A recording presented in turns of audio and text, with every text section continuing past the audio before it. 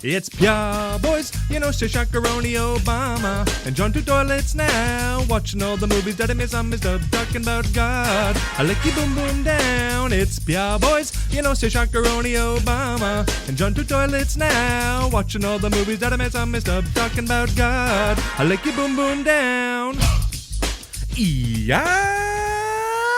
Hey, what's up, Fudge Packers? Welcome to Pure Boys Podcast. I'm Zacharoni Obama, and I've got one question for you, Jonathan Toilet. Yiz or no yiz? You're in. It's all about the yiz, and I'm just happy to be here. I'm happy to be Jonathan Toilet and not Chizjism. I hate Chizjism. That's such a bad name. Me too. Yeah, I hate him. If I met him on the street, I would attack on sight without question. Whom's Chizjism? Well, I got an answer for you. I'm Chizjism. I'm just Chizjism. I'm Chizjism. I'm just Chizjism. I'm Chizjism. All right. I'm just Chizjism. I'm Chizjism. I'm just Chizjism. Oh, I was expecting a verse. Amazing. Yep. Beautiful. Listeners, I know you're talented. Put a beat behind that, and we got the next big pop hit. Sell that to Ariana Grande, and boom, we're all over the charts. I would prefer if you're not talented and you take a shot at it. All right, send it to... I was going to take a swing at somebody in the music industry and couldn't think of anyone who wasn't talented. Michael Jackson. Yeah, rest in hell. Heck. I prefer. That's true, yeah. Did you know that hell is never mentioned by name in the Bible? Yes. I have no idea if that's true. I just said that. I don't know. I think the Spirit moved into me and was like, hey, say this. And I was like, okay. And then I said it. And I have no idea if it's true or not. I've heard of this. I've never checked it out for myself. I'm waiting to read the Bible till my last hour on Earth. Good call. Yeah. Speed read. Get the Cole's Notes of the Bible. And then just, you don't want to read the whole Bible. It's a long book. The pages are very thin, and they're crammed with words. And it's going to take you more than an hour of your life to read it. I'll tell you that much, as you're dying. So... Well, I tried to read Genesis when I was a child, and my eyes just, rolled to the back of my head, and I fell asleep. So it wasn't time yet. Bro, I read Revelation as a kid, and I, felt so cool. I felt like I discovered, a secret badass part of the Bible, where I'm like, this is where all the cool stuff's happening. There's, a 7-headed serpent monster that comes out of the ocean and frigs things up, and there's all kinds of cool stuff in this chapter. The rest of it, whatever. This is where the good stuff is, the climax of the Bible. This is great. I wasn't cool, gotta say. Well, the Bible teaches you to be cool with yourself, and that's probably the biggest thing you can get from it. And that's what you learned that day, I think. Absolutely. And the most important lesson that the Bible teaches you is that this week we're watching Apocalypse 3 Tribulation 2000. We survived Y2K, and are we going to survive Nick Macaluso, Franco Macaluso, and the Antichrist ways? I guess we'll find out. Satan himself. Yeah, who just walks around this movie with his dinger out going, by the way, I'm Satan. Hey, everyone in the world, I'm Satan. And everyone's like, we're cool with that. That's cool. Yeah, that's really cool. He kind of tiptoes around it in the first couple of movies. Yeah. He's the Messiah. Some people, the haters, probably call him the Antichrist or whatever. Now he's full on Satan. Yeah, because they read the coolest part of the Bible and were like, we recognize game. Game recognizes game. We know Lucifer, the great deceiver, when we see him. There he is. Well, he gave us, what is it? Original Judas Thoughts? Priest. Original Thoughts. Yeah, cool heavy metal and a good apple to eat. And he got to see some, presumably hot naked people. Isn't it funny that in depictions of the Garden of Eden, Adam and Eve are always hot. They're hot as frick, which mean white, and also built, cut. Yeah. And it's just funny that No one's ever drawn them as just a couple of grugs, just a couple of just bridge dwellers that would make up 90% of the world, just average to below average looking people. Instead, we got a sexy redhead out there with hair covering her yabos getting seduced by a snake. It's like, well, it's hot stuff. Original sin is a B. But, I mean, God created man, at least Adam and Steve, in his image. Please. Yeah. So, like, he's going to create a couple of grubs, you know? Well, yeah, he's going to rip a rib out of one of those hunky dudes, out of Adam or Steve, and go, I guess, like, now you guys are done banging each other. Both of you are all banged out. Let me give you someone else to bang. You guys are all banged out. You banged plenty. Hey, I've been watching you in the garden there. You're all banged out, and I'm bored. Yeah, it's like there's only so much that two dudes can do together, right? Like, so, after a while, you just kind of go. Now that you say it like that, I don't know what God was thinking. Right? Yeah. Did they like? Hey, here's a topic that we don't need to discuss much further than this, but like they probably banged animals, right? Like Adam must have horsed around or something, like it's just. That's where it comes from, horsed around. Exactly, because he was he was created out of dust with yiz in his nuts, and what is he not going to use that? Like he's got the whole deal, he's got the full meal deal, so what's he going to do? Before Eve was invented? Well, he's definitely not just going to rely on nocturnal emissions. No. He's got to frick something. Yeah, his count, how many times he's J-offed is already running. Jesus, he's going to get such a head start on Jesus. He's got thousands of years to just crush Jesus' record. He's getting into heaven for sure. And, like, this is the first human. Maybe God fricked up on the amount of yiz a man is supposed to have. Maybe he was just yizzing all the time. Oh my God, he was born with blue balls, and he was like, my existence is agony. Why did you make me like this? And God went, look, I'll take away the blue balls, but existence will still be agony. It's just not going to be that agony. Is that okay? You ever heard about bills and taxes? That's existence, buddy. Original agony. Exactly. And God loved to call Adam buddy. He called him buddy. God was so condescending in the early days. He'd just be like, hey, little buddy, what's up? Are you enjoying all these gifts I gave you? And Adam's like, yeah, it's fine. I banged a donkey. It was cool. I feel like the little is more condescending than the buddy. Oh, for sure. Well, because God is like 25 feet tall. God is he's like in the sky. He's a kaiju. God is a giant monster man who walks around. Yeah, he's a kaiju. He loves that too. He loves that. When I go up to heaven, I'm going to go, show me the God kaiju. I want to see the kaiju. And then they reveal the true God, and you were correct the whole time. Yeah, and it's Godzilla, and everybody goes, wow, I can't believe that it was so in our face this whole time. That's so on the nose, God. You made a bunch of movies about yourself under a pseudonym? He was like, I'm an executive producer. I do what I want. I don't care. Yeah, he EP'd this whole earth. No, well, I'd say he peed this whole earth. Take that however you want. Well, I listened to some podcasts, and they say EP a lot, and every single time they talk about executive producers and say EP, I say to myself, eat pee. Do you do that? Yeah, all the time. Eat pee? Of course, all the time. I drink Thickwid, my pee comes out in a thick stream, I snap it off, and I got a hot gelatin treat I get to enjoy afterwards. We can't get into Thickwid. It's sterile. There's too much. It's too rich. I could talk about Thickwid forever. I'm with you. Listeners, we are recording at 8 a.m. on a Sunday. We got to get this in before church, so we don't have time to talk about Thickwid for 20 minutes again, because church is going. The pastor's been texting me being like, hey, Zacharoni, are you on the way? Like, what's going on? We got to get ready. You got to do the homily.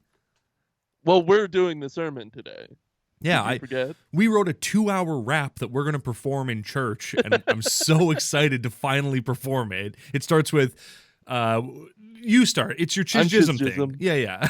Yeah. How did it go? I'm chiz jism. No, how did sing a chiz? Give me a little chiz. Chiz Jism. It's the Butter Song by What's His Face. No, that doesn't help me at all. It's the Butter Song by What's His Face. Sure, no problem. Yeah. I'm not looking it up. I'm not giving you the answer. I don't want to I'm know. not giving myself the answer. I don't want to know because I just want the beat of I'm chiz jism to live on forever in my head, untainted by what it might have been inspired by. Yeah. Or ripped from. Yeah. Hey, we got to do the Pure Boy's prayer. Yeah, we sure do. God bless our podcast. God bless all podcasts. We love you. Great one. Quick Thickwood note. I think like 10 years down the line, we should call our remake of Thickwood Thickwood Forever. Okay, sure. That sounds good. That's named after my favorite Batman movie. Yeah. Thickwood Forever. Original title for the Batman movie, too. Of course, yeah. My wife and I watched Batman Forever recently, and the whole time she kept calling the Riddler the Joker, and I was like, I'm going to get a divorce. I'm going to get a divorce. He's not the Joker.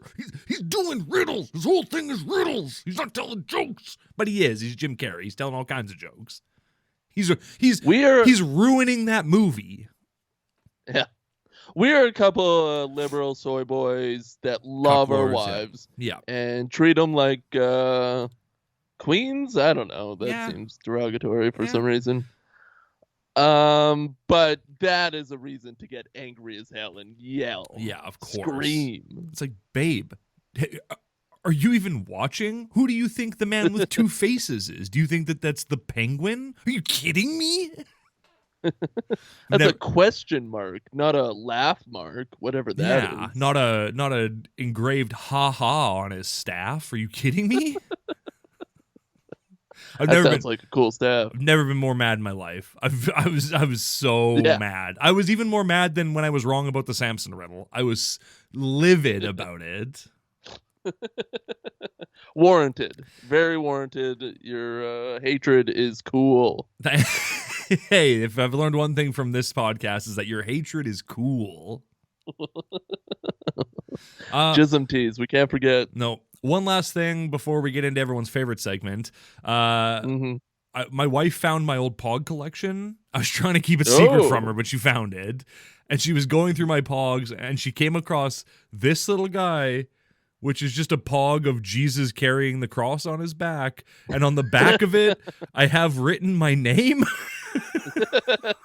That was close to your heart. She was like, why does this Pog have your name on it? Is it so no one will steal your Jesus Pog? And I went, I guess so.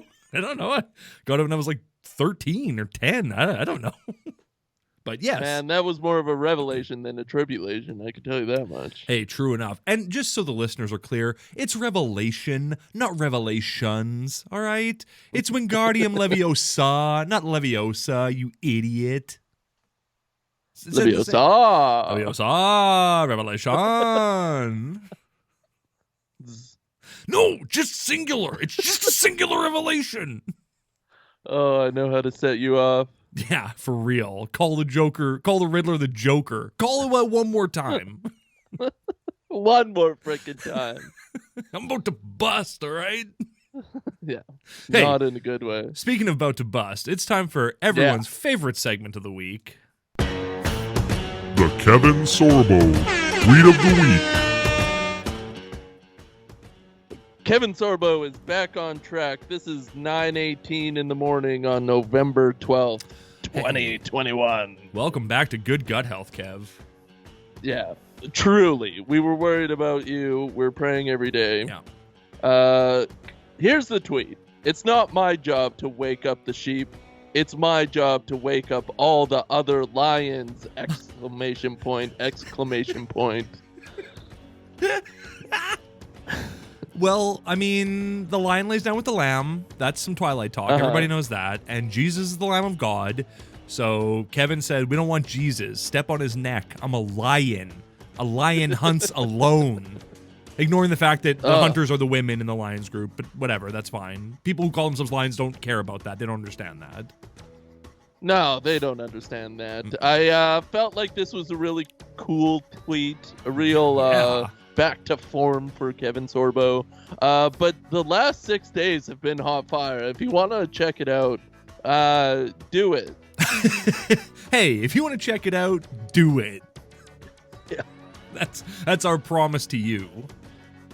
Oh, that's the Kevin Sorbo guarantee from us. Is there anything tougher than when a guy has to call himself a lion or like an alpha or a lone wolf? Like, is there anything more masculine and cool and tough than when a guy has to say that about himself? I think that's really cool.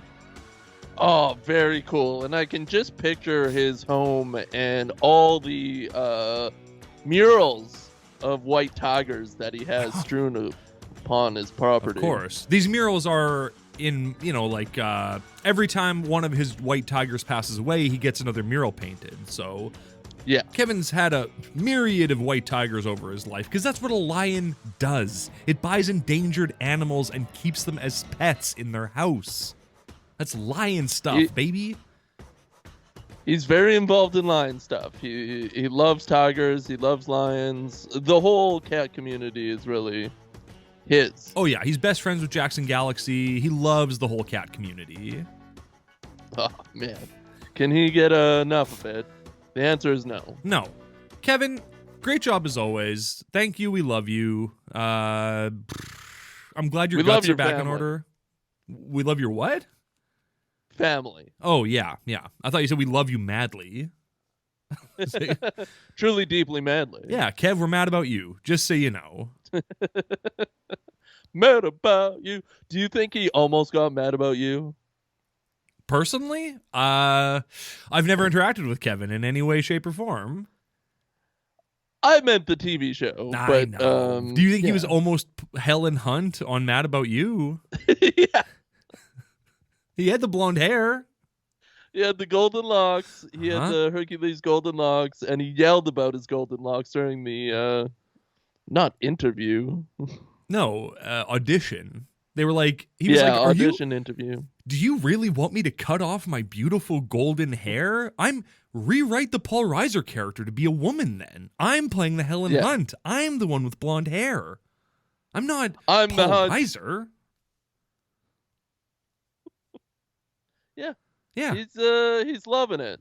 Just rewrite the show. Remake the show so that I am Helen Hunt and, I don't know, Terry Hatcher is Paul Reiser. I don't know, a dark-haired woman from the 90s, whoever that may be. Terry Hatcher was a good pull, though. Lucy Lawless, maybe. Oh, my God. Mad About You? Gender swapped with Kevin Sorbo and Lucy Lawless? Now that's a show I would want to see. Present day. Yeah. That works now. Pureflix, make it happen. I know you can. You have Billy Zane's number in your phone. You could get Lucy Lou's. It would be easy. I feel like they don't like that much gender bending. No, it's scary. It's too much. It's hot. God, Adam and Steve, not Adam and Eve. Ba. Don't go changing to try to please me. We're like Adam and Bleep. Adam and Bleep? Well, yeah. Yeah, of course. Well, yeah. More like Adam and, you know? That was live, by the way, ladies and gentlemen. He pulled that live. Yeah, I know. I'm a maestro. I get it. It's all good. I'm a maestro of the You're boards. like that guy at the end of Apocalypse with the VHS tapes. You're just like beautiful minding it. Yeah, exactly. Speaking of which, it's time to talk about 2000's Lalonde Brothers threequel, Apocalypse threequel, Tribulation.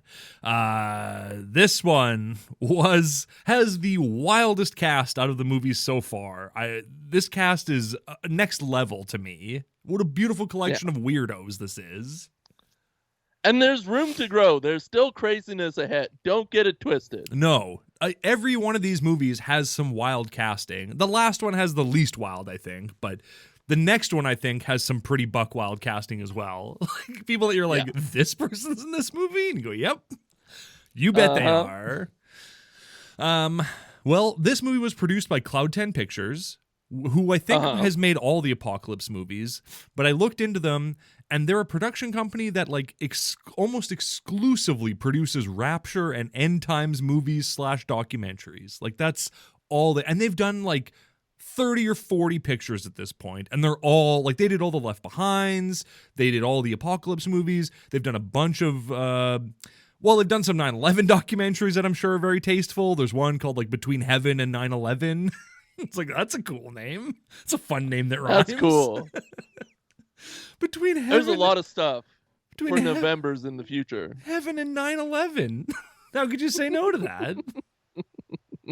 Are they calling Heaven on Earth, or 9/11 was Heaven on Earth? No, I think they're saying like, I don't know what they're saying. I haven't watched Between Heaven and 9/11, so I don't know. You gotta watch. Hey, somewhere between Heaven and 9/11 lies the time we currently live in, I guess.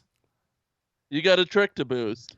True enough. Do we want to break down this amazing cast? Yes. Yeah, let's get over the cast. All right. They all suck. So, obviously, returning all-stars, Helen Hanna is back. The woman who plays her. Oh my god. Whatever her name is. In a tour de force in this movie.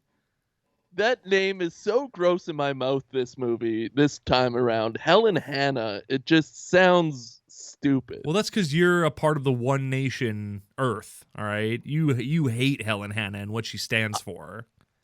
How flippin' dare you? Chisjism is a hater till I go to the grave and go to him. Well, then you'll love Helen Hanna. You'll love her. You will learn to love her. Yeah. Obviously, Helen Hanna, the backbone of these movies, the star of these movies, kind of, sort of. Spine. I mean, while it is her story, kind of, I wouldn't call her the star of either of the sequels so far, but she's definitely in them. She is truly in them. We see her with our eyes. Mm-hmm. And of course, Nick Mancuso is back as Franco Macaluso. Really fun names to say there. The Frankie D standard. There's a lot of Frankie D people in this movie. And by a lot, I mean three. There's 3 Frankie D hard hitters in this movie. And I was very excited to see them all. We'll get to them. And Johnny, you won't know what I'm talking about, but just, let me roll with it. I'm excited about it. He's very monologue-y, and it's fun to watch. He's a lot less, like he's slightly more cleaned up in this movie. Like he has a ponytail in this movie, which like I don't know if enough time passed between the last 2 movies that he could grow a ponytail, but this is the world we live in. He's also shaving regularly, and his posture has improved. So things are looking better for Macaluso. Yeah. He looks very, very smooth. He looks very beautiful, like a baby gazelle. Mm-hmm. He's got a real Cheshire Cat grin that he like. He's got.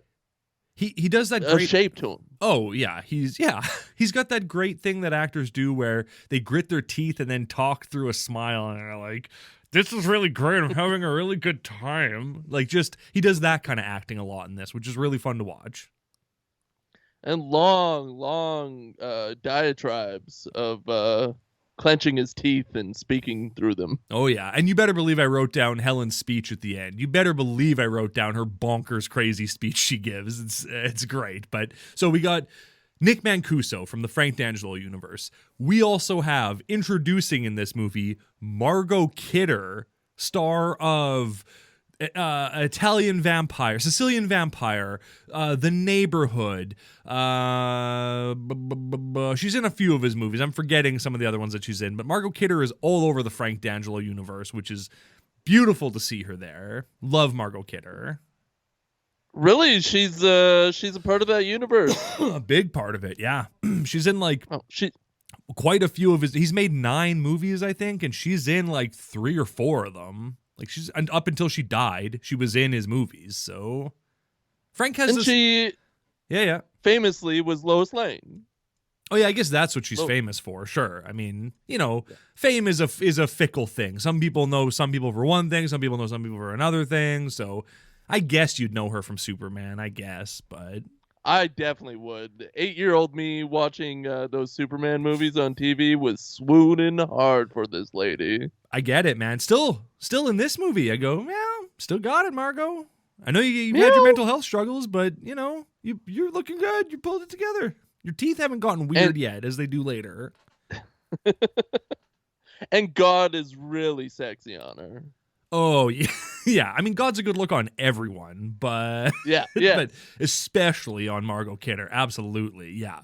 The third heavy hitter is a guy named Sujith Varghese, who plays a very small role in this movie as the Doctor.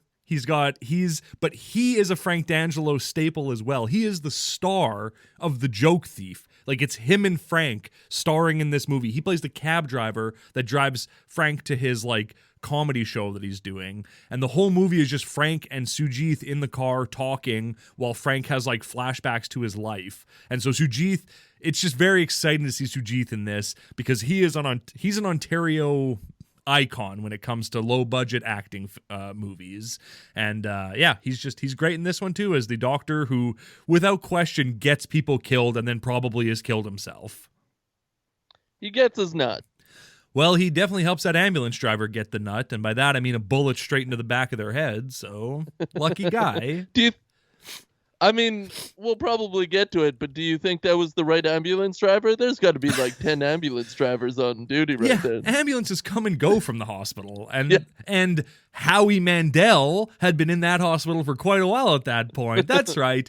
Deal yiz or no yiz is Howie Mandel is the second build star of this movie. What a friggin' treat it was to see him. Fully haired. Yeah. Curly as frick. Hair on Howie top. Mandel. Hair on top. Hair on chin. Hair on eyebrows. Yeah. Probably hair on his nuts. And just acting the hell out of this movie. Acting like he's not freaked out when Gary Busey hugs him. That's right. That's right. Fully deranged Gary Busey. Like chewing his tongue like he's on cocaine. Gary Busey is jawing up every scene in this movie. He is the star of Apocalypse 3 Tribulation, and man, he carries this movie on his back, and it clearly weighs him down because he can barely move throughout this entire movie. Yeah, they blame it on the accident, but I think that was just a convenient plot point to have him not be able to move very well. Yeah. I have written down that Gary Busey shuffles around and runs around like a guy who's trying to stop himself from turning into a werewolf. He's like and he's like running all hunched over and like lurching around, and it looks like he's trying to like find a place to hide for when he transforms, but he never does. He's mid-turn throughout this whole movie, basically. Yeah. And his acting is very interesting because I swear there'll be some normal lines out of him, and then the next line is just insanity. Like, the way he delivers it is like no human would ever do it, but maybe that's what makes him him. Like, he is so quick to just cut off any line of conversation that he doesn't want to have, and he does so by just cranking it up to 11 and yelling at somebody like out of nowhere, just being like, I don't want to talk about this anymore. And you're like, oh, okay, that's your sister you're talking to, man. Don't scream in her face. He doesn't care. He's hardcore. But drier and even less melodic than how you delivered it. Like, that was a decent delivery compared to the like very stagnant, weird, robotic way that he says it. Well, like, Gary Busey used to be like an actor. Like he used to perform in things, and then at a certain point he just, like, I don't know, Hollywood got to him or so. I don't know what happened to Gary Busey, but he just started being Gary Busey, the man we know now as this deranged crazy person. And in 2000 he was already well on that road. So a lot of it comes through in this movie, which is just a delight. Well, in 88, he had a motorcycle accident and he got permanent brain damage. Wait, is that real? And then in 1990, he became religious, or announced that he was religious. Oh my God. Wow, well, I feel like a jerk for making fun of a guy with literal brain damage. Thanks for sandbagging me on that one.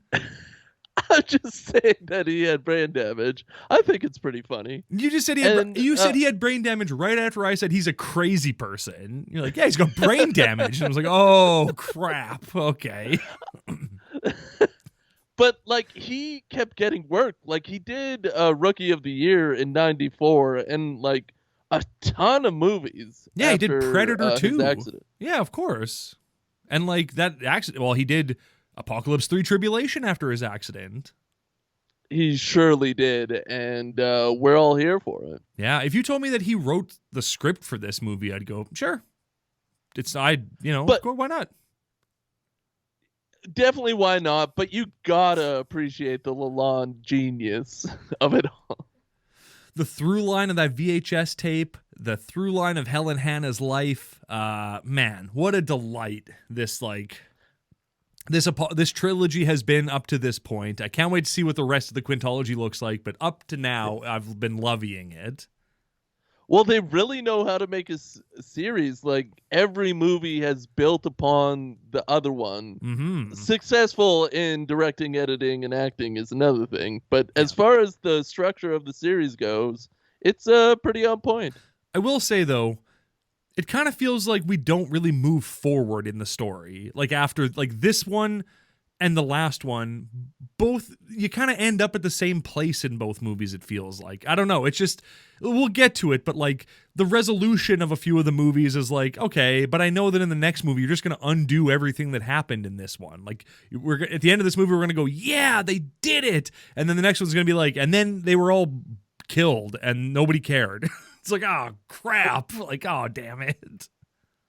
This one kind of essentially ends the exact same way as the first movie with like jacking the feed and then showing video footage of Macaluso saying some things that he doesn't want to get out. But the way they get that footage and the way that all plays out is the craziest this movie has ever gotten. So let's get into it. So yeah. We opened many years ago. Siblings are like carving their name into a tree and being like, this is a tree that if you get lost, meet us here. We'll all find our way back to this tree and this is where we'll be. Beautiful sentiment. Beautiful. Yeah. And then a kid pees his pants. So good stuff. Which is pretty funny. Pretty funny that they have this beautiful moment and then he's like, oh, I just peed myself. And they go, Calvin, no. Well, now you got to walk home. You got to walk home with pissy pants, loser. How's that sound? Yeah, and they push him down into the dirt. Oh, yeah. They take his pants off and rub him in his face and go, look what you did. You did this. I mean, that's a good way to teach a kid how to pee. Yeah, of course. Into your pants. Let your pants... if you're in a place where you can't pee, just pee in your pants. Your pants will catch all that pee. No problem. Why don't our pants have sponges in them? Yeah, that's a good question. Ask the Lord. When you go up to heaven and you meet Godzilla, ask the Lord, the kaiju Lord. What, especially kids' pants. Yeah, they should. All kids' pants should have a built-in diaper into them. Like bag.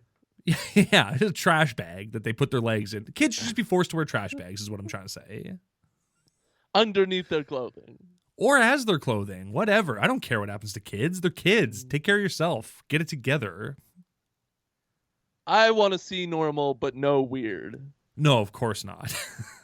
I want it to be normal, but not weird. So if we start kids wearing garbage bags now, then in 5 years, or even 1 year, people are going to be like, oh yeah, it's kids. They love garbage bags. They love peeing and pooping in garbage bags.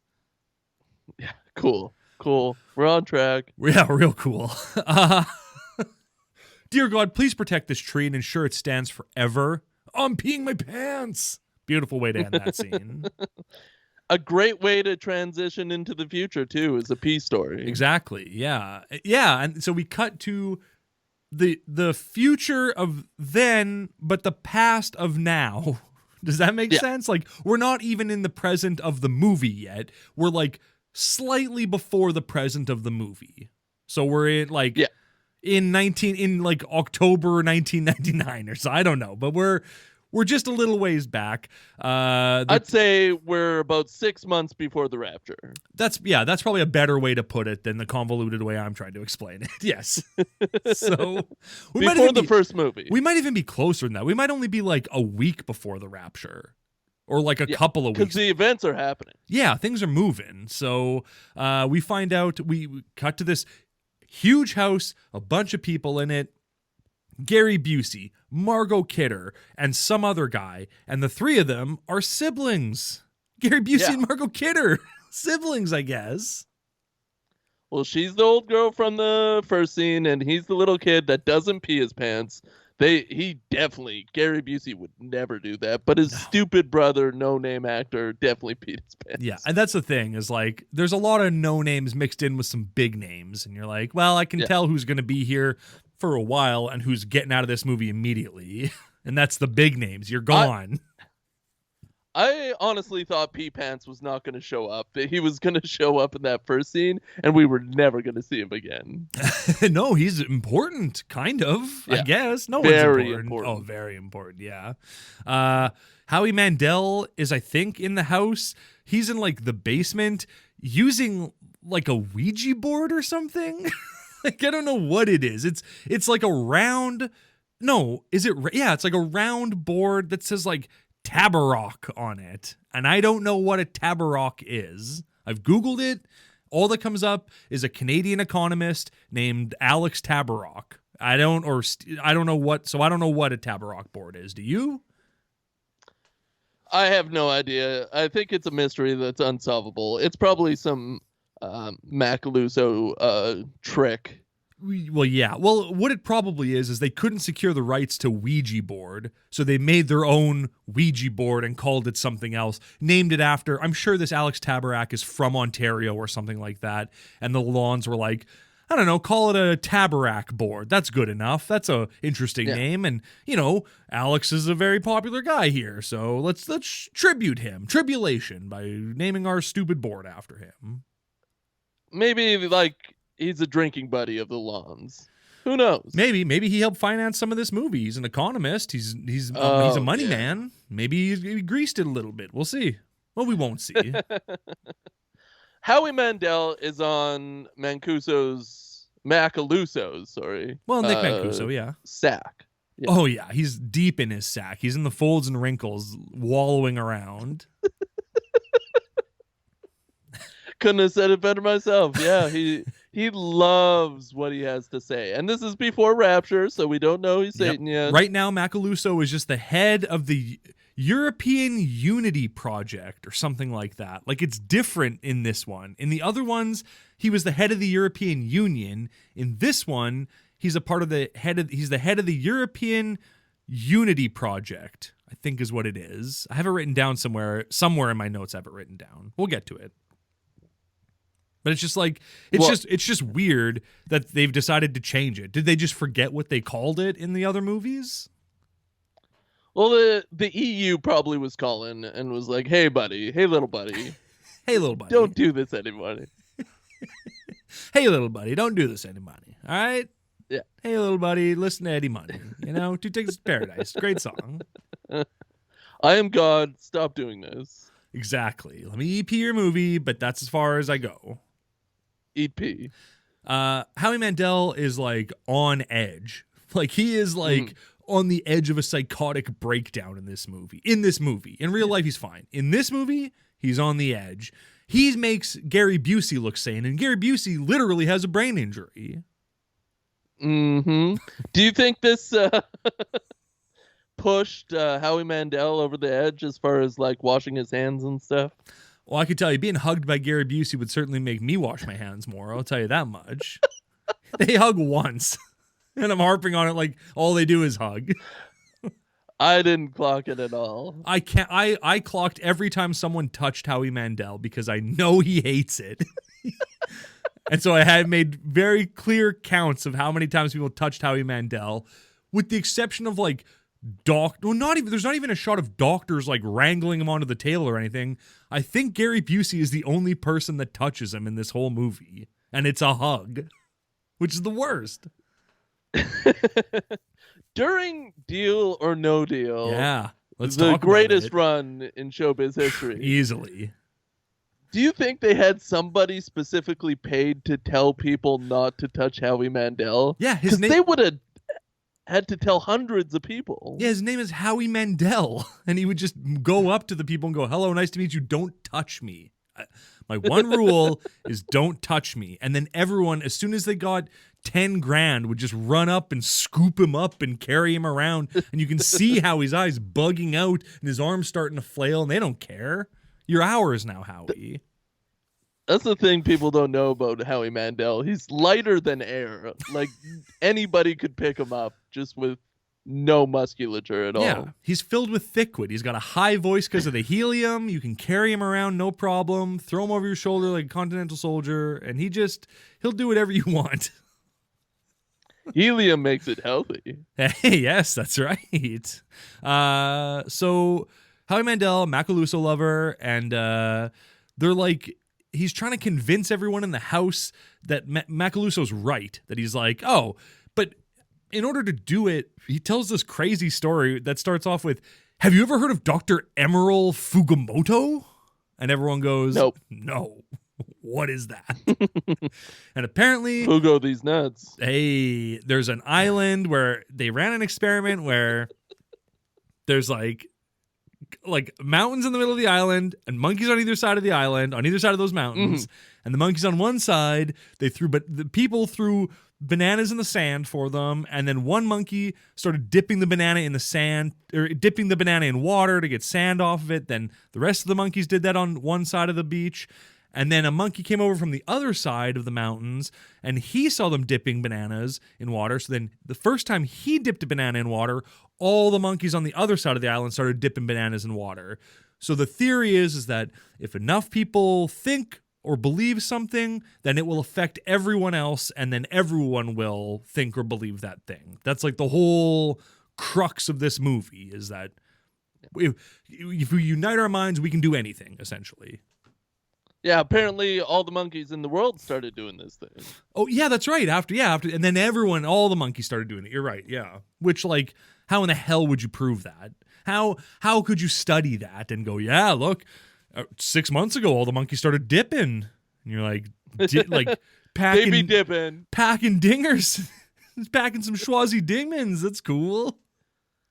The essential point of the story is that our consciousnesses are connected, and if somebody learns a behavior and enough people learn a behavior, then the whole hive mind will learn that behavior. Exactly. So we're just a part of a computer simulation, and this movie series is just proving it. Isn't it funny to think that, like, chaw was probably invented before cigarettes? Like, they used to chew tobacco leaves, and then they'd probably let it just sit in their mouth because they'd get a good buzz off of it. So, like, I bet chaw was around before cigarettes, which is a beautiful thing to think about. Yeah, we should definitely all grow tobacco and then chew on the leaves that we grew. For sure. Get high on our own supply. Reap what we sow. Yep. That's right. Sorry, listeners. I slammed a PB&J and a coffee right before this. I'm not going to have time to eat after this before we go to church, so it's just going to be like I had to just get it in, you know? Well, when you go to a 4-hour church, you got to prepare before and after and not do a podcast. Exactly. Well, but we don't have time for that. Sorry. Yeah. Sorry. I love that, like the theme of Howie's message is, if we can all come together, then anything we can believe, we can achieve. And everyone just mocks him like this is a stupid idea and are like, this guy's crazy. This guy's a lunatic. And it's like, right, but he's saying we can make a better world if we all come together to, like, work on making the world better. Like, that's what he's not saying, like, if we all decide we can fly, then we can all fly. Like, that's not what he's saying. And everyone's like, what an idiot that guy is. What a jester he is. What a J-off. For real. Although I do like that Margot Kidder's like, yeah, remember that Christmas that he thought aliens had infiltrated the UN? That was a pretty crazy Christmas. And I'm like, that's the movie I want to see. The movie where Howie Mandel is sure that aliens have infiltrated the UN. How far did that go? How crazy did that Christmas get? I want to know.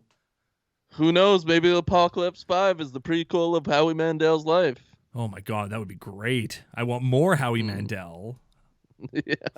Definitely want more crazy conspiracy theory Howie Mandel. Yeah, absolutely. So, so then one of the ladies in the house, Susie, who's Gary Busey's wife, she runs off to like go make a phone call. And who does she end up calling? Why, it's our old pal, Helen Hannah. There she is in the newsroom, because this is pre-rapture. So she's like in the makeup room getting ready to do the news. And I thought, are we going to get a Bronson Pearl cameo? We don't. Yeah. He's never even mentioned in this movie, which broke my heart.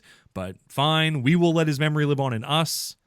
And well, I wonder if he watched this movie and it broke his freaking heart, because they went back in time and they didn't even call him. I know, right? This was the perfect chance to bring in just have him poke his head in and go like, "Hey, honey, we're gonna be on news is starting in like 10 minutes. Let's get going." Right? Like, just anything. Give us even just a voiceover. Give us a voice of Bronson Pearl. I just miss him. But he was the man of the year, Time's man of the year. Yeah, the most trusted man in the world. Let us see, at least show that Time magazine cover or something. Give us something.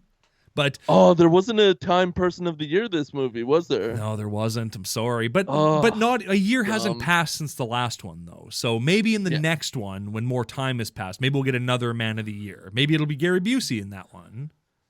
Time. Yep, exactly. I do love that Susie calls Helen Hannah just to like talk trash about Christianity. Like, just like, hey, I heard about this stupid thing called the rapture, and like, can you even believe that they believe this? And Helen's like, I'm going on in 10 minutes. Why are you calling me to do this? Like, this isn't the right time to do this. Call me tonight, but not right now. Yeah. You called my do your work taxes line. Or something. Yeah, you called my business where I work to do this.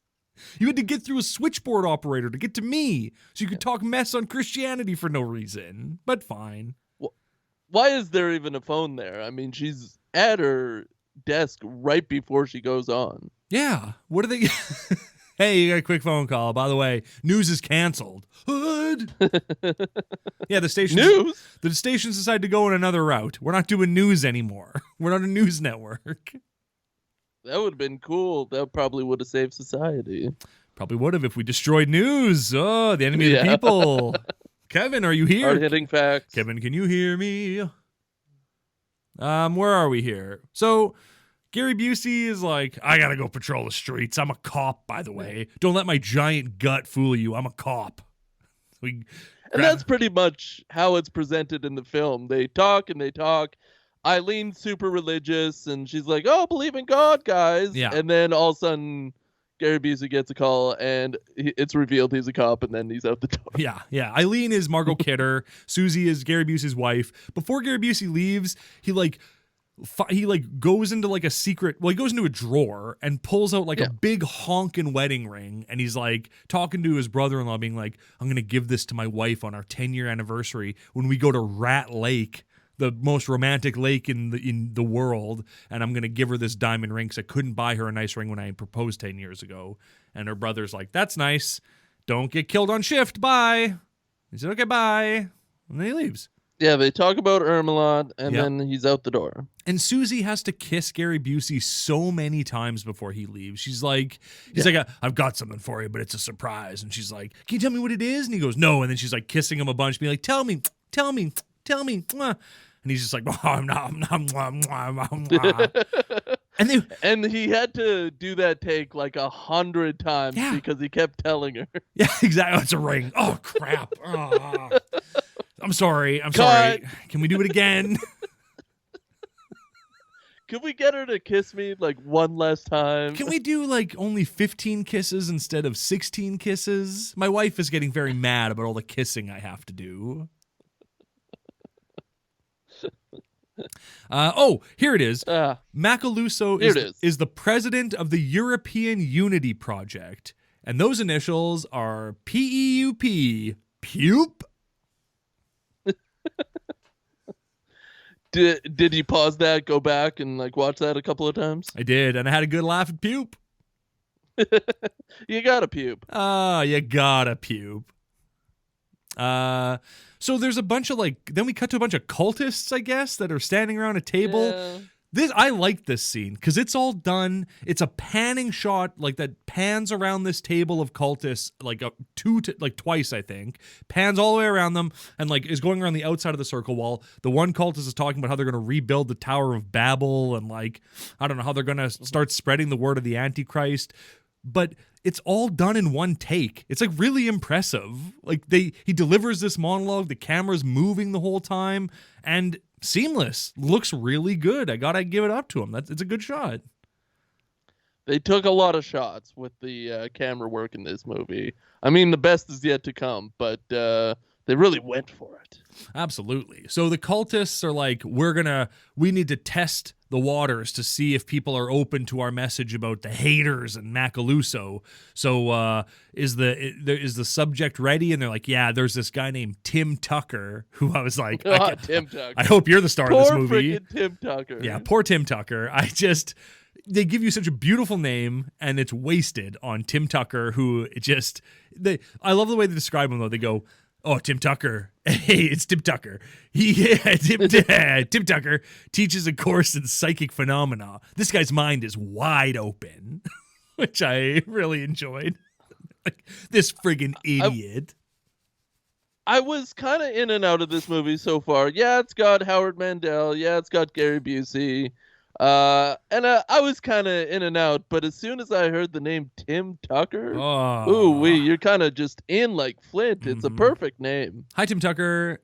So Tim Tucker's in bed with his wife, and just out of nowhere, he just gets up and he starts screaming at her about haters. Yeah. She's reading the Bible in bed like a jabroni. He grabs her Bible and throws it across the room, and he's like, "You're a hater! You're a hater! I'm gonna kill you! You're a hater!" And she's like, "My husband is Tim Tucker! Tim Tucker, no!"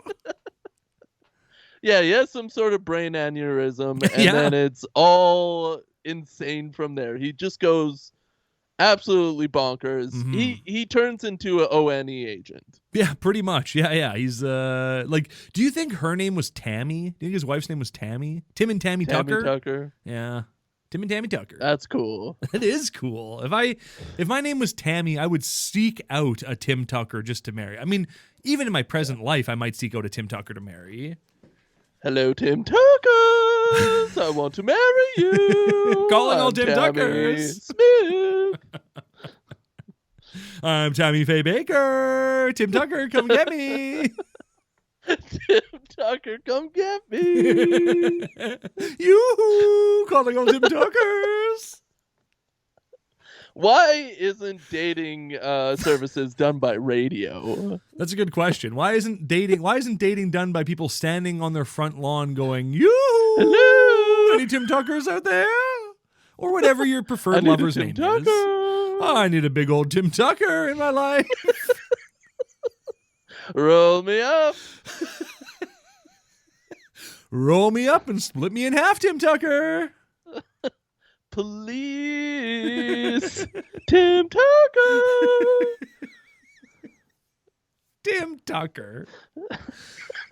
So old Tim Tucker's having a real go of it. He's pretty mad. He's screaming things like, "The time has come to free the world of the haters, and I, Tim Tucker, will do it." And also, it cuts to Howie Mandel screaming like the same stuff, being like, "I'm Tim Tucker. I'm going to rid the world of the haters. I have the powers of Tim Tucker. I'm imbued with the spirit of Tim Tucker." So he's going hard on Stacy. What's the Susie sister's name? Susie. Yeah, that's his sister. Yeah. And he's like, "Where's Eileen?" Margot Kidder. He's like, "I gotta kill Eileen. She's a hater." Yeah. And Susie's like, whoa. Like, you're losing your mind, bro. Like, what's going on? And then we cut back. That's just a quick little thing. Gary Busey gets like, "Oh, hey, there's a domestic disturbance like 2 blocks from where you're patrolling." He's like, "I'll go check it out." Johnny has started eating a banana, by the way. So if his voice is a little gummy in the next few minutes here, it's because he's got banana in his mouth and throat. It was a bad choice. Yeah, terrible choice. You might as well eat peanut butter. What are you doing? Yeah, I'm all gummy. So Gary Busey goes to investigate Tim Tucker, and when he gets there, he like walks in, and Tim Tucker's wife runs by the hallway screaming, with Tim Tucker chasing her screaming, and Gary Busey's just like, hey man, hey, cut it out. What are you doing? Hey, what's going on, guy? Yeah. Everything's cool. They're all white. It's fine. Exactly. Yeah, they're all white, so Gary Busey doesn't just shoot on sight, which maybe he should have. I don't know, but whatever. So what's his name? Tim Tucker has his wife hostage, and Gary Busey's like, all right, now just let her go. And then there's like a knife like across the room. Like they're in the living room, and in the kitchen there's a butcher knife. And Tim Tucker, I mean, classic Tim Tucker, moves with the speed of a cheetah, grabs that knife, holds it to his wife's throat, and Gary Busey's like, all right, I surrender. I'm sorry. You're right, Tim Tucker. Well, I saw it as him using the powers of the Force. Like at 1 minute the knife's not in his hand, and then the next minute it is. Gary Busey doesn't have time to shoot. No, of course not. And Gary Busey's the whole time going, I want to shoot Tim Tucker. Tim Tucker's Tim like, Tucker, no! Please don't make me do this, Tim Tucker. Please don't make me rid the world of Tim Tucker. Please. I can't be the one to remove Tim Tucker from the gene pool. Please. So, but, the Satanist says enough's enough. Yeah, all's well that ends well. Tim Tucker jumps out a 14th floor window and dies. Yeah. And then we see Howie Mandel also jumped out of a window, but didn't die because he was on the first floor. But would have hurt. The Satanists cut the feed, and then they jump out of a window. Yes, and he falls to his death, and his wife is just screaming. Like, this is the worst night of her life. She's sobbing and screaming, and Gary Busey just kind of like gives her a little squeeze and then walks away, and she's just like, ah. Yeah. He's just like, okay, and then goes off to like do something else. Just couldn't care less. Gary Busey has like no empathy in this movie, and that's what I love about him. He's the hero, but he just like couldn't care less about people's emotions. Like, he's just like, don't get your crying away from me, please. Like, there's a few times where horrific things are revealed to him about somebody else, and he's just like, oh, okay. Well, anyway, I don't care. Whatever. Oh, my wife got her head ripped off. Whatever, it's fine. I don't care. He tries to feign emotion. He does give her the old Gary Busey hug and leave. Yeah. He side hugs her. She's just witnessed an unimaginable tragedy that like it would rock you to your absolute core. And she gets like a 5-second side hug. And then he looks out the window and is like, whoa. Whoa, gnarly. He fell all the way onto a car. Oh, onto my car. Oh, crap. Like, is that Gary Busey's car that it lands on? No, it can't be, right? No, I think he drives later. He definitely drives later, yeah. Yeah. So then it turns out that they got a 1052, another domestic disturbance, but this one's at your address, Gary Busey, and he's like, huh? Oh, I don't care. Whatever. Yeah, I'm emotionless. I'm a sociopath. I don't care. Fine. Where's my gun? And so he gets in his car, he drives home, and his wife is like crying. She's very upset. Howie Mandel is like gone. Is he already at the hospital at this point? I think the ambulance is there, and he's getting shacked up. Yeah, they're loading him up. Gary Busey's wife is crying. She's so upset. So he, being the emotionless robot he is, puts his arms around her in a hug-like motion and then just gives her a couple of pats on the back and then lets her go, which I very much loved, appreciated that. Very romantic. Well, at first he like, it shows the ambulance taking off, and then he like runs out of the shadows, and it's very stilted, and he just comes out of nowhere. He's so robotic in this. Like, and by runs you mean lurches out of the shadows, just.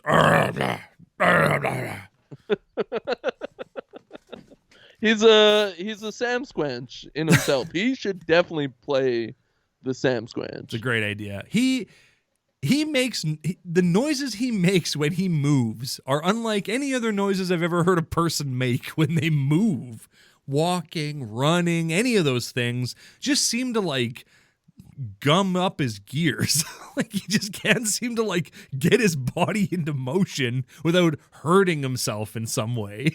Like, the act of movement is painful for Gary Busey, apparently. So there's a very famous tackle coming up where I swear they play a soundbite of a tiger growling. Oh, there's definitely, for sure. Anytime like the demons get mad, Kevin Sorbo shows up because he's a lion and he roars for them. Yeah. Ooh. So I don't think K-Sorbs is gonna like that. Well, he might. I guess we'll see when we meet him. But so Gary Busey and his wife. Gary Busey's driving his wife to the hospital, and he's like, "This is the only part of the movie where I was like, Gary Busey's making a lot of sense right here. Like, listen to this guy. He's making sense because he's saying like, okay, so your brother, who's like a big conspiracy theorist, and he loves like Ouija board, Taborrak boards, and he's into all this spiritual stuff, and he's like kind of losing his grip on reality a little bit based on like how manic and crazy he's acting. He tried to murder my sister. He wanted to murder my sister, and he was screaming a bunch of nonsense. This guy needs psychiatric help. But his wife is like, no, I think he was possessed by a spirit. And Gary Busey's like, all right, look, we don't have time to talk about that right now. And she goes, don't dismiss what I'm saying. And it's like, but what you're saying is hokum. It's utter nonsense what you're saying. You think your brother's possessed by a demon? In this world, you're correct. In any other world, he needs psychiatric help. That's clear as day, and Gary Busey is right. He does need help. This whole movie series really goes for logical people's throats. Yeah. And like makes them out to be pretty dumb for just following sound logic. Yeah, and like wanting a better world. Like, oh, I want to make the world a better place. Pfft, what an idiot that guy is. Like, that's the devil. Yeah, the devil's gotten into him. He must have been using a Taborrak board.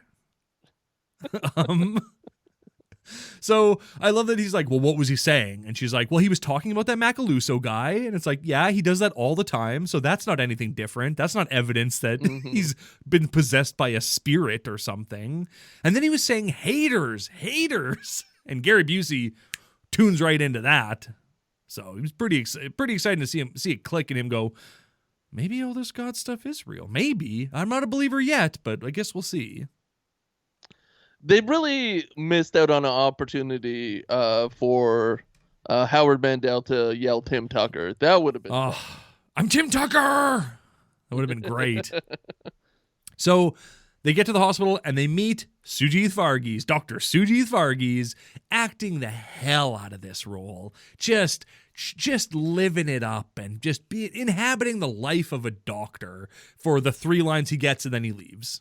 But it was really nice to see him.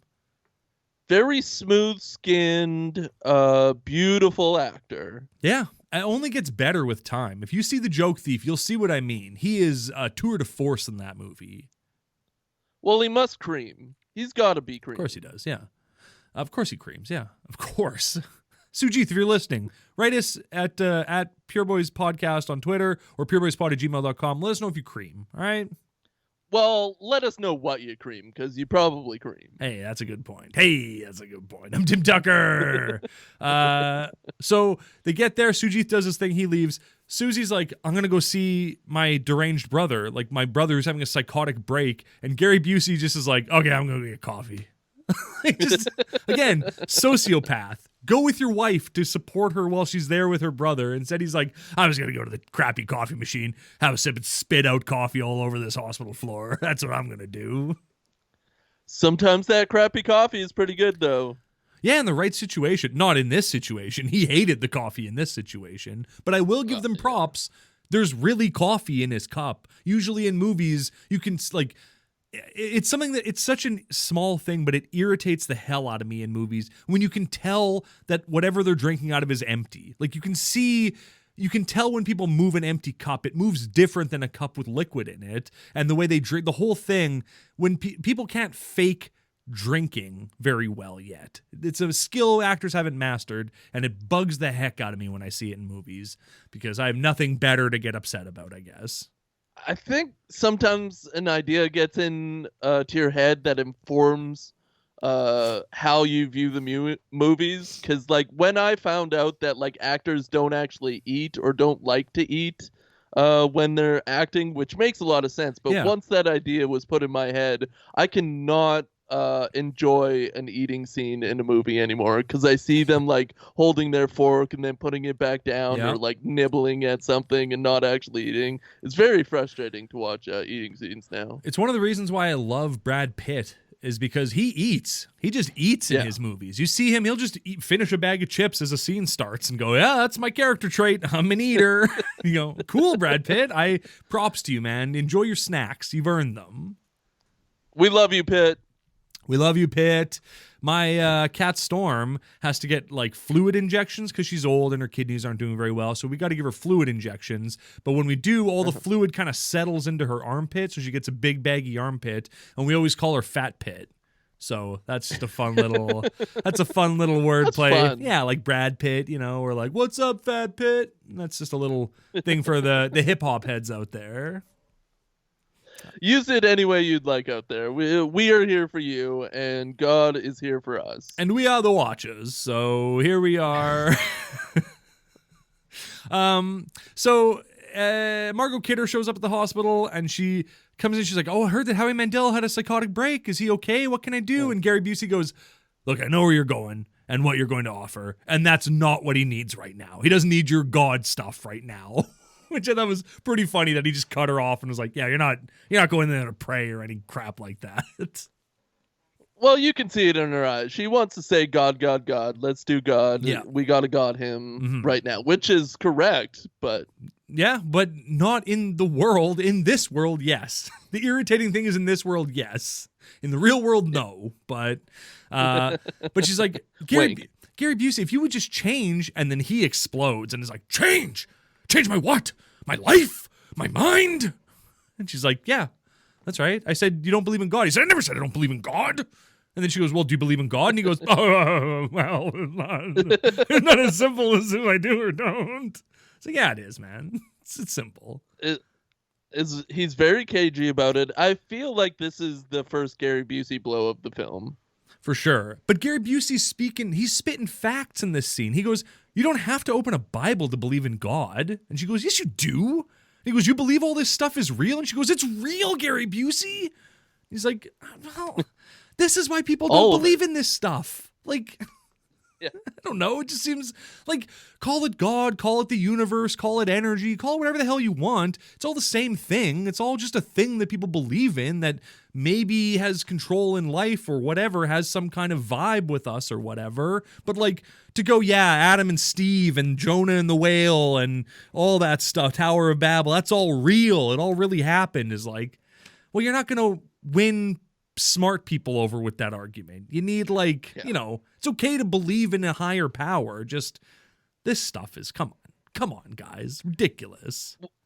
He calls the Bible a storybook, and what we've really consumed a lot of Christian media over the past few months, and the stories and everything that is ripped from the Bible directly seems very theatrical to me. It seems very like big bad versus evil battle of souls, and like, what is this? It's just a story. Just a story. Or the truth. It's the truth. It's the truth in which you should live your life by. But also, it can just be a story too. Like, it's people like Margot Kidder that are like so frustrating when it comes to talking about religion, because it's like, it's okay to say that like Jonah and the whale didn't happen and that it's a story. Like, they're literally called parables, which are like, these are just metaphors. A parable isn't like the facts. It's just, this is a story to help you wrap your head around a concept, to make it more palatable for you. But the people that are like, Noah's Ark really happened, and Jonah Hill really was alive, and all this stuff really happened, is like, well, I guess I'm not going to support that then. That's dumb. That's a dumb way to behave. But to say that it's the story of this and what it means, like, okay, yeah, that's great. I can get on board with that. That makes sense. Yeah, it's more of a guide. Yeah, exactly. A guide to God, of course. Yeah, a guide to God. That would be a cool title for the Bible, the Bible. Yeah, for sure. Look, it's been a long night, and I apologize for being aggressive with you. Why don't we just pretend this conversation never happened? And she goes, yeah, that sounds great. I'm into that. Cool. Yeah, let's pretend. Yeah. And then Gary Busey agrees to go to church next week with his sister. Like, apropos of nothing, just goes, well, that ought to shut her up if I just agree to go to church with her. I don't have to go to church. I'll just say I'm going, and that'll be that. It's one of those, I'll do this thing half-assed, but you better not bring it up ever again. Yeah, I love that he's like, look, I'll come to church once and sit in church for an hour one time, and if I do that, you can never talk about religion to Howie Mandel ever again. And she goes, deal. That's beautiful. And then they hug, and then it cuts back. Like, they're having this loving sibling moment where they're hugging and they're very happy, and then it just cuts to Howie Mandel and Susie, and Howie Mandel's like freaking out in his restraints, being like, I gotta get out of here. Like, it's this happy family contrasted with like the worst moment in this family's life. It's very funny. Oh, also, you're in this hospital for a long time. Oh yeah. A big chunk of this movie is hospital. I found as I was doing some research, aka reading IMDb trivia, it says in there that Howie Mandel and Margot Kidder didn't realize that this was a Christian movie when they were like, until they were deep into the making of it. But like, Margot's character is just a Christian. Like, that's her only character trait. All of her lines are about God. Every conversation is about Christianity and God. How did she not know what this was when she was signing up? She read the script, presumably. I almost made a joke about that with Howie Mandel earlier, that he like probably didn't know this was a weird Christian movie. Definitely not. No, he thought, I'm going to get a crystal. I'm going to drive a van. Life is good. Yeah, he read the band scene, and that was it. Yeah. Oh, we should also mention there's a new villain introduced in this movie because World News Network guy, I guess, like offed himself by opening the furnace in the last movie, I guess. So in this movie, we're introduced to an unnamed demon. I don't think he's given a name, but he does look exactly like Edward Norton in American History X. So that's a real pleasure to see American History X, Edward Norton walking around yelling at people doing magic demon stuff. Well, apparently, according to IMDb, his name in this is Zach Probert. His name is Zacharoni Obama? Huh? Like, what a weird name for a demon. It's weird that his name isn't Chiz Jism. I'm Chiz Jism. I'm just Chiz Jism. I'm Chiz Jism. I'm just Chiz Jism. Love it. Don't know what it's based on. Love it. Butter. So American History X shows up and he starts like tormenting Howie Mandel psychically. Meanwhile, Sujith comes back and he's like, hey guys, I brought some pictures of brain scans to show you for no reason. Here's a picture of a regular human brain scan. See how this green stuff in there? That's regular human energy. That's the normal activity in the brain. And look, it's only like a little bit of the brain. But here's Howie Mandel's scan, and it's like 75% of the brain is green. Isn't that wild? I don't know what that means. And then the movie just kind of goes, we don't know what that means, and we're never going to explore it any further, I guess.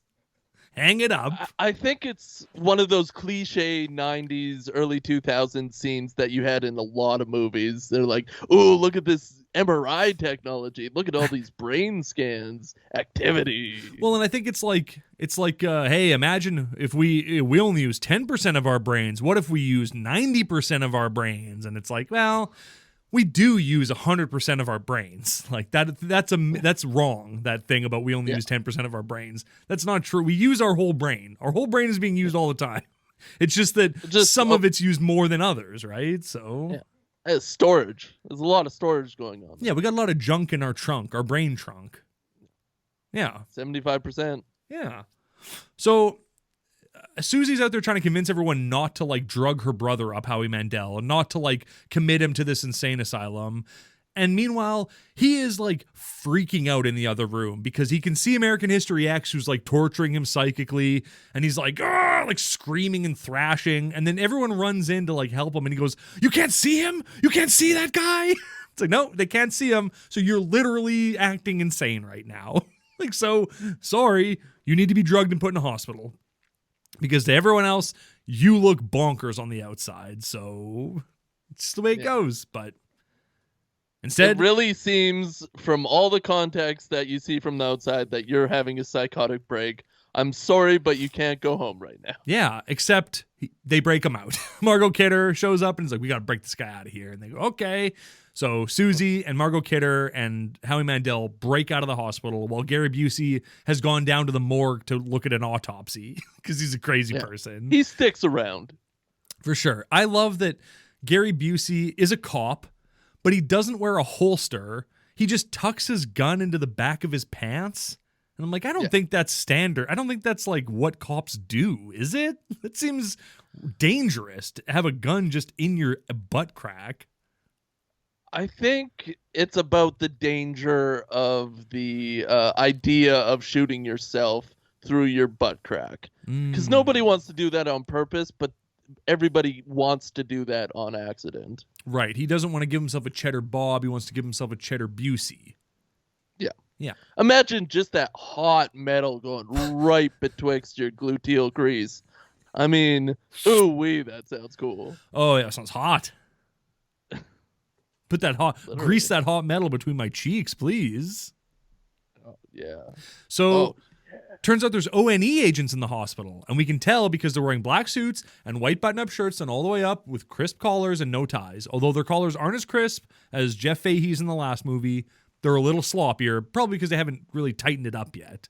But I guess that answers the question of like how Jeff Fahey could have been an ONE agent for so long. It's because the ONE existed apparently before the rapture happened. I thought it was like afterwards they put it all together, but we're shown here that no, it's before. It's quite the revelation. Yeah. So they show up at the room. Gary Busey's in the room that Howie Mandel was in. And they're like, where's Howie Mandel? And he's like, I don't know. And they're like, who was he talking to? And he's like, I don't know. And then Sujith goes by and goes like, oh, he was talking to the ambulance driver. He was talking to me. He was talking to all kinds of people. And then the ONE agents go off and murder all those people. They just go, great job, Sujith. You are responsible for the deaths of those people. Just so you know, man. Yeah, but he loves it that way. He loves to tell the truth.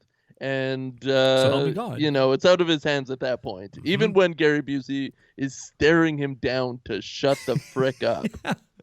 So Gary Busey gets out and he's like, oh my God, like he sneaks out of the room through like a conjoining closet. Like like the ONE agents are outside the room talking and then they come back in and Gary Busey's gone. And like the only way out of the room is that door. So then the agent looks in the closet and sees that like there's another door in the closet into another hospital room.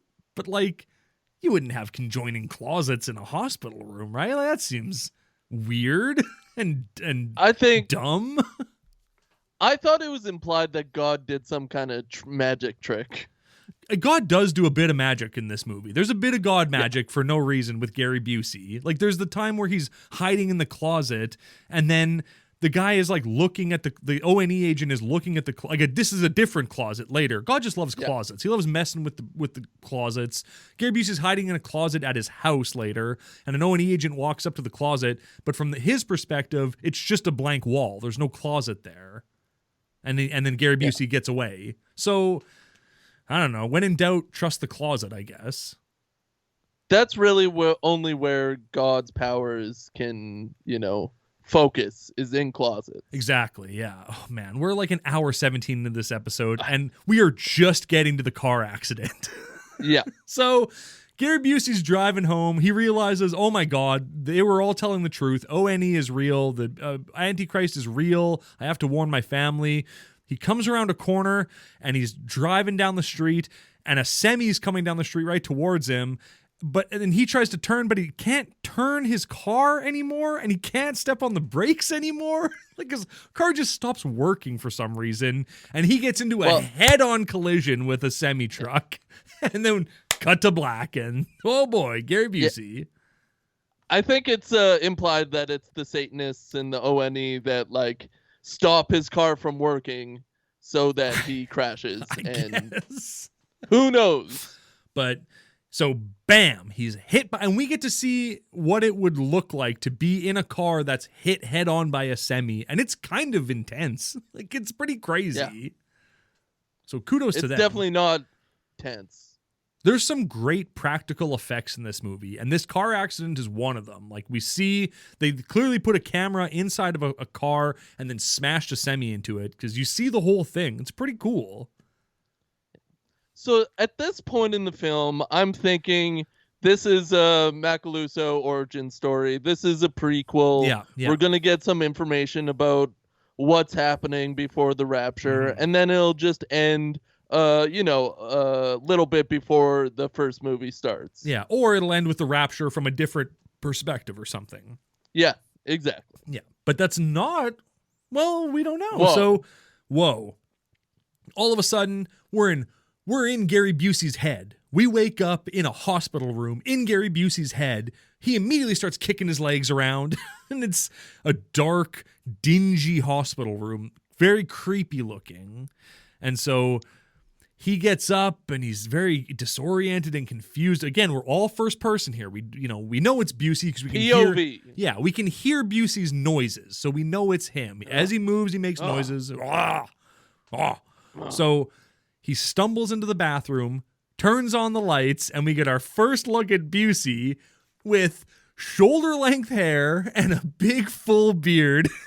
It's beautiful. It's such a great shot. He was clean-shaven and had short hair earlier, and now he's got long flowing hair. It's like cartoonish. We did some time traveling. Man, he crashed into a semi-truck and then got some nice long hair out of it. What a look for Gary Busey. I loved it. And it took me a while, but I still kind of thought we were before the rapture at this point. Fair enough. There is ONE stuff on the walls of the hospital, but fair enough. I can see how you can miss that. Yeah. Well, just when we see his hair. Right, yeah. Exactly, yeah. His hair is beautiful. He looks completely deranged. And despite being in the hospital for months, clearly has not lost any weight. Also wasn't hooked up to any machines or anything. Was getting no fluids or anything, but whatever. Neither here nor there. He had one of those functional comas where you don't lose any of your body fat or muscle, and you retain all your functions of your GI system. I will say, I like the way these two scenes are contrasted, though. The semi-accident and the fact that, it doesn't cut to black and then there's, an extended period of black. The fact that the semi hits the car and then we cut right to him waking up in the hospital. I really like that because that's how he would have experienced it, right? It would have just been I'm conscious and now I'm in another place, right? So cool, cool disorienting effect that the movie has. It seems like the start of a video game in a pretty good way. For a film of its time, I thought this was quite artful. Well, yeah. So good on Busey. Good on Busey. Busey escapes from the hospital. He lumbers out of the hospital, just lumbering around. We see ONE agents putting VR goggles on people and so clearly, okay, so we're post-rapture. They've got the new fancy VR goggles that don't just, that are two pieces, a piece that flips up and a built-in earphones and everything. They're much nicer than they were than the last movie. Very beautiful. Most people have taken the 666 stamp at this point, and the people who haven't are being hunted and forced to put the VR. Because if you don't accept the stamp, he just murders you. Exactly. And so we're not only are we past the rapture, we're past the Day of Wonders as well. So we're further into the future than we were in the last movie, which is great. Susie, we see that Susie is a hater now. She's a part of Helen Hanna's crew with the Samoan guy from the last movie. He somehow survived a gunshot to the gut, which, how? It's you can't Samoan. You can't go to a hospital though, Mr. Samoan. What did you do? Just do a haka and that bullet pop back out? Impressive. Very impressive. He did do the haka. It's at the end of the credits. Yeah, that's right. Yeah. We know that we're in the future, and we know we're watching an apocalypse movie by the Lalonde brothers because that VHS tape shows up again. They're interrupting Macaluso's feed to broadcast that video. Yeah. They have been doing this for months from the sounds of it. And it doesn't really seem to be working. They're we reached 20 million people this time. And it doesn't, we don't ever see the effects of that. People don't seem to care ultimately. No, we never see the other side of people turning and seeing this information and having a revelation into themselves. It's kind of lost on deaf ears. Yeah. But pirate TV is cool. Oh, super cool. Haters are cool. No. Haters drool. We want to kill all the haters. Relay signals. That's cool. Very cool. I do like that. Speaking of cool, I do like that before, even though Gary Busey is a wanted man, he's being hunted by the ONE cops in the hospital that he was in. He still finds time to cut his hair and shave. I think that's great. I love when characters Expertly. are like, I don't have time to do this, but I'm going to just dry shave my beard and cut my hair, and I'll be good to go after that. Just wait. Like, all you have to do is in the first scene with Gary Busey, have him cut his brother's hair, and then you know later that he can cut hair, so that's why he's able to do it. Perfect. And like he pulls out a jar of shaving cream and a razor, but we don't see scissors. We don't see how he cuts his hair. Like, he's in a staff room, so I guess maybe there's like kitchen scissors or something, but I don't know. Anyway, we're getting caught up in nonsense here, but so there is a book, How to Cut Your Hair, yeah, by of Gary course. Busey, on the mantle. Yep, yeah. Your dad is there, and he's like, "Hey, would you mind if I cut your hair, Gary Busey?" And he's like, and he cuts his hair for him very nicely. Father, thank you very much. Your Faja, yeah. Busey stumbles into a room where a guy in a prisoner jumpsuit is just levitating like a small globe with his mind, and Busey just goes, and just leaves. Like, isn't impressed by that or even interested in it. It's just like, okay, well, I'm a cop. I've seen it all. And he just leaves. Like, whatever. Yeah.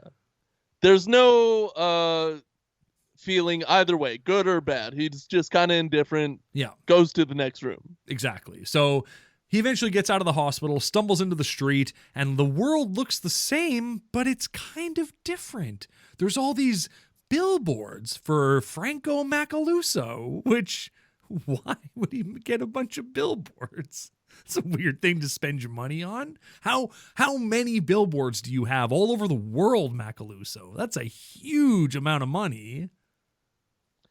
And a lot of newspapers that have been pulled apart, crumpled in expert fashion, and placed ever so gently, evenly dispersed throughout all the grass, everywhere. So you can see exactly that there's a headline that says, "Haters have done it again." Oh, oh no.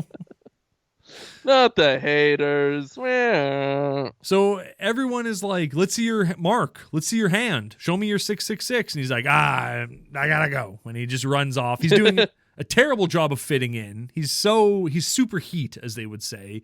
ONE agents are chasing him. He runs down an alleyway, and there's this hilarious moment where like a homeless person puts out his hand and is like, "Do you got any change?" And Gary Busey just low fives him. It's just like, that's mean and unnecessary and funny. So go for it. He doesn't have change. No, he doesn't. He just woke up in a hospital.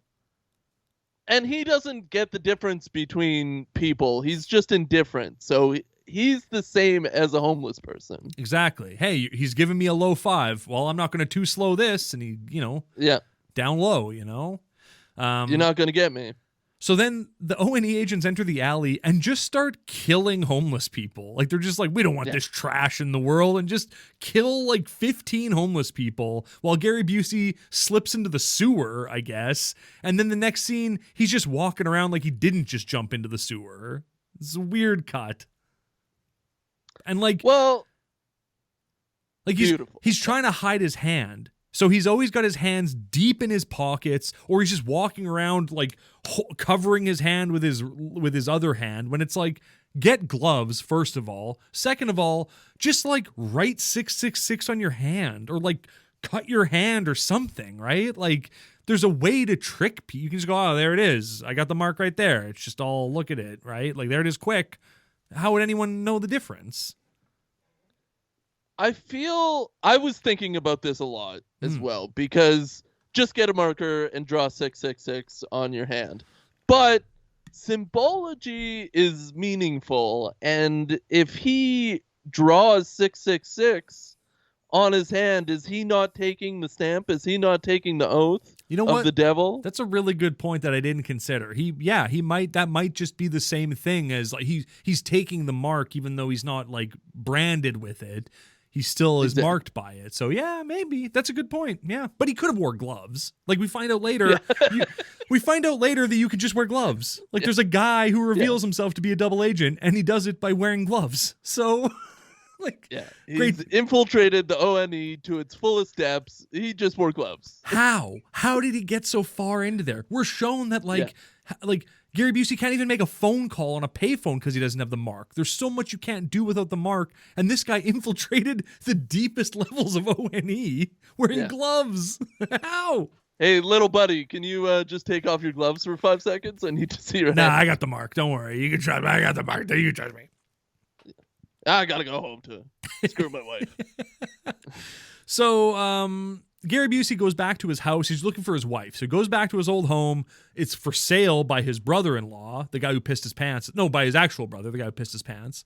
And, but nobody lives there anymore. So Gary Busey just punches in a window to break into the house. Like, punches in a window with his bare fist. So the next scene, he's just bleeding out of his hand. And it's like, bro, take your shirt, like wrap your shirt around your hand or something. Or like, put your shoe against the window and punch your shoe through or something. Like, there's a million ways to break a window without just bare-handing it and cutting your hand up. What are you thinking? He has just woken up from a coma during the end times, but you're right. Just punch a shoe through. Or like it's your house. Don't you have like a spare key somewhere? Or like clearly everyone left in a hurry. All your furniture, everything's still in there. So like, you don't have like a spare key under a fake rock or something? Or I don't know. It just seems like, pal, there's better ways to get into a house, but there's definitely better ways to get into a house. This was also the year 1999, nope, 2000. Yep. You got a ring of keys. Exactly. Yeah. Millennium has come out at this point, you know, so what are you hiding from, Gary Busey? It's a Shyamalan twist if I ever saw it. Helen is like broadcasting. Busey turns the TV on and it's Macaluso talking, and it's like the narrator on the TV is like, you know, those haters have interrupted every one of our broadcasts, but there's no way they're going to interrupt this broadcast. And then the broadcast gets interrupted by the haters immediately so we can watch that VHS tape again, which I thought was very funny. They're really pounding the VHS tapes, and it's the truth of the gods. Yep. So Helen is broadcasting that from their van. The ONE agents show up, and you're busted, Helen. You're caught by ONE. I really thought the way they were filming them like approach the van, I really thought that it was going to be a fake out, that they were going to open the van and it was like nobody was manning the station or something like that. But no, it's just Helen. She just gets busted. Oh well.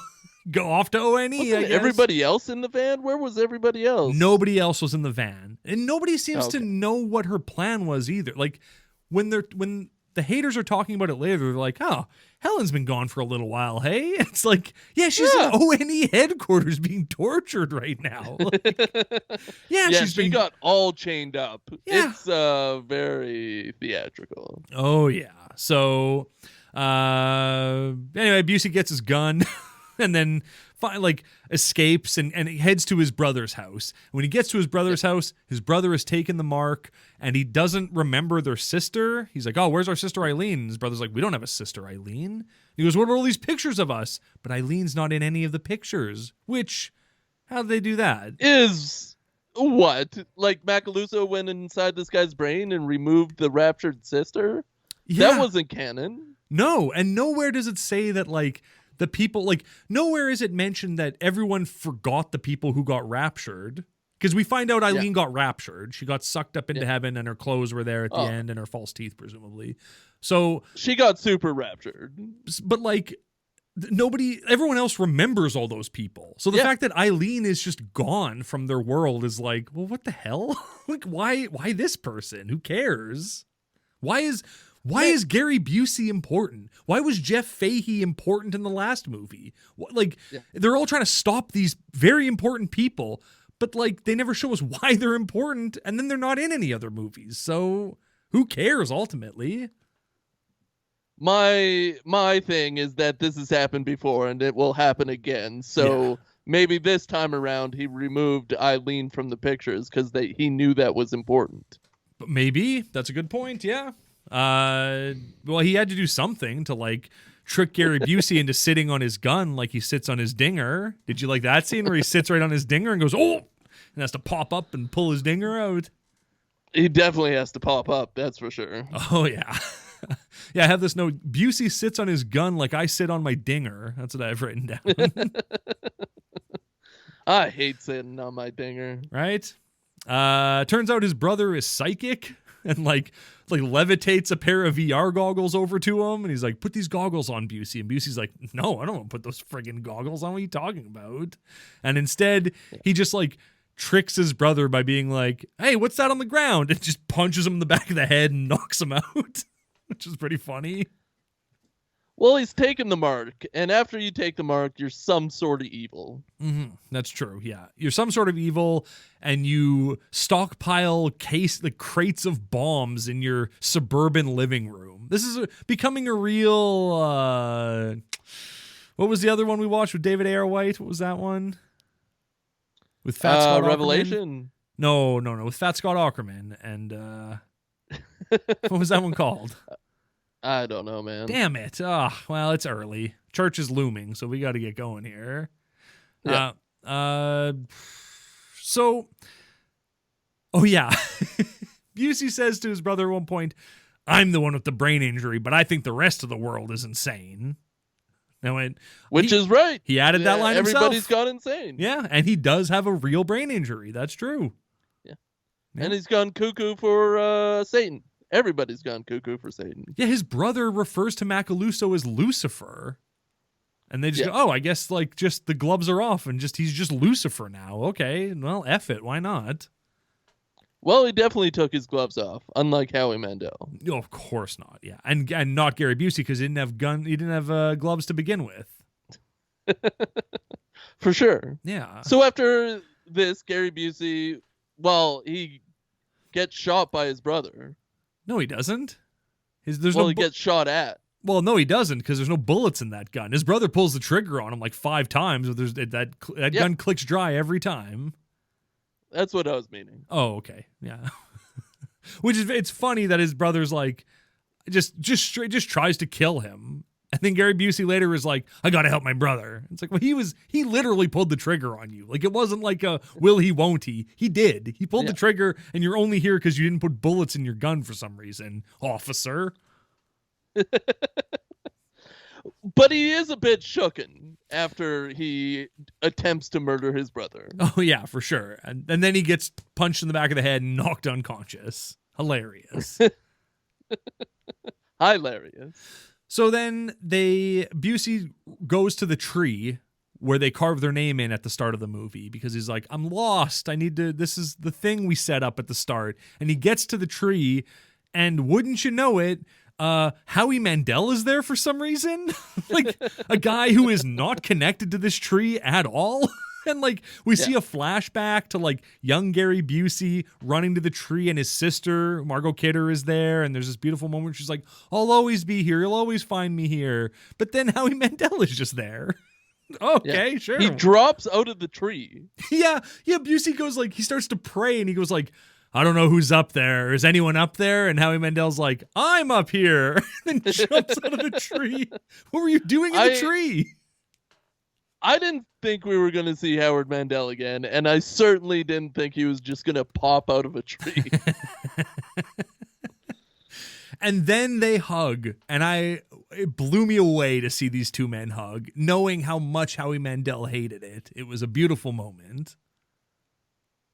So I can't believe they hugged. It's two superstars coming together. The universe could have exploded. Truly, should have exploded.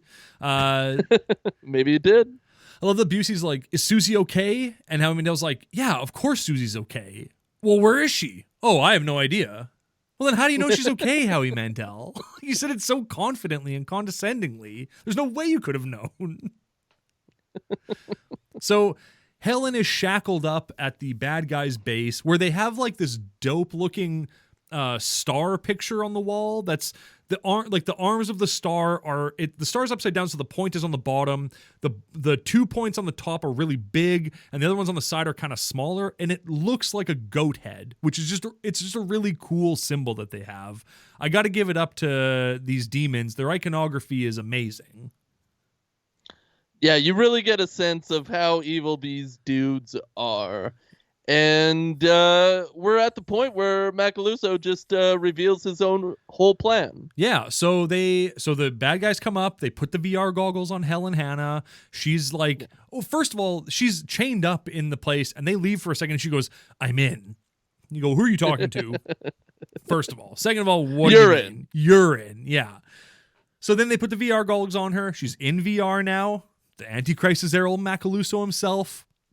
It's funny when she first goes into VR, her arms are back like she's still shackled, and that just made me laugh because she looked like she was like Naruto running or something. Like her arms were just steeped back like she's chained up. It was very funny. Very funny. Yeah.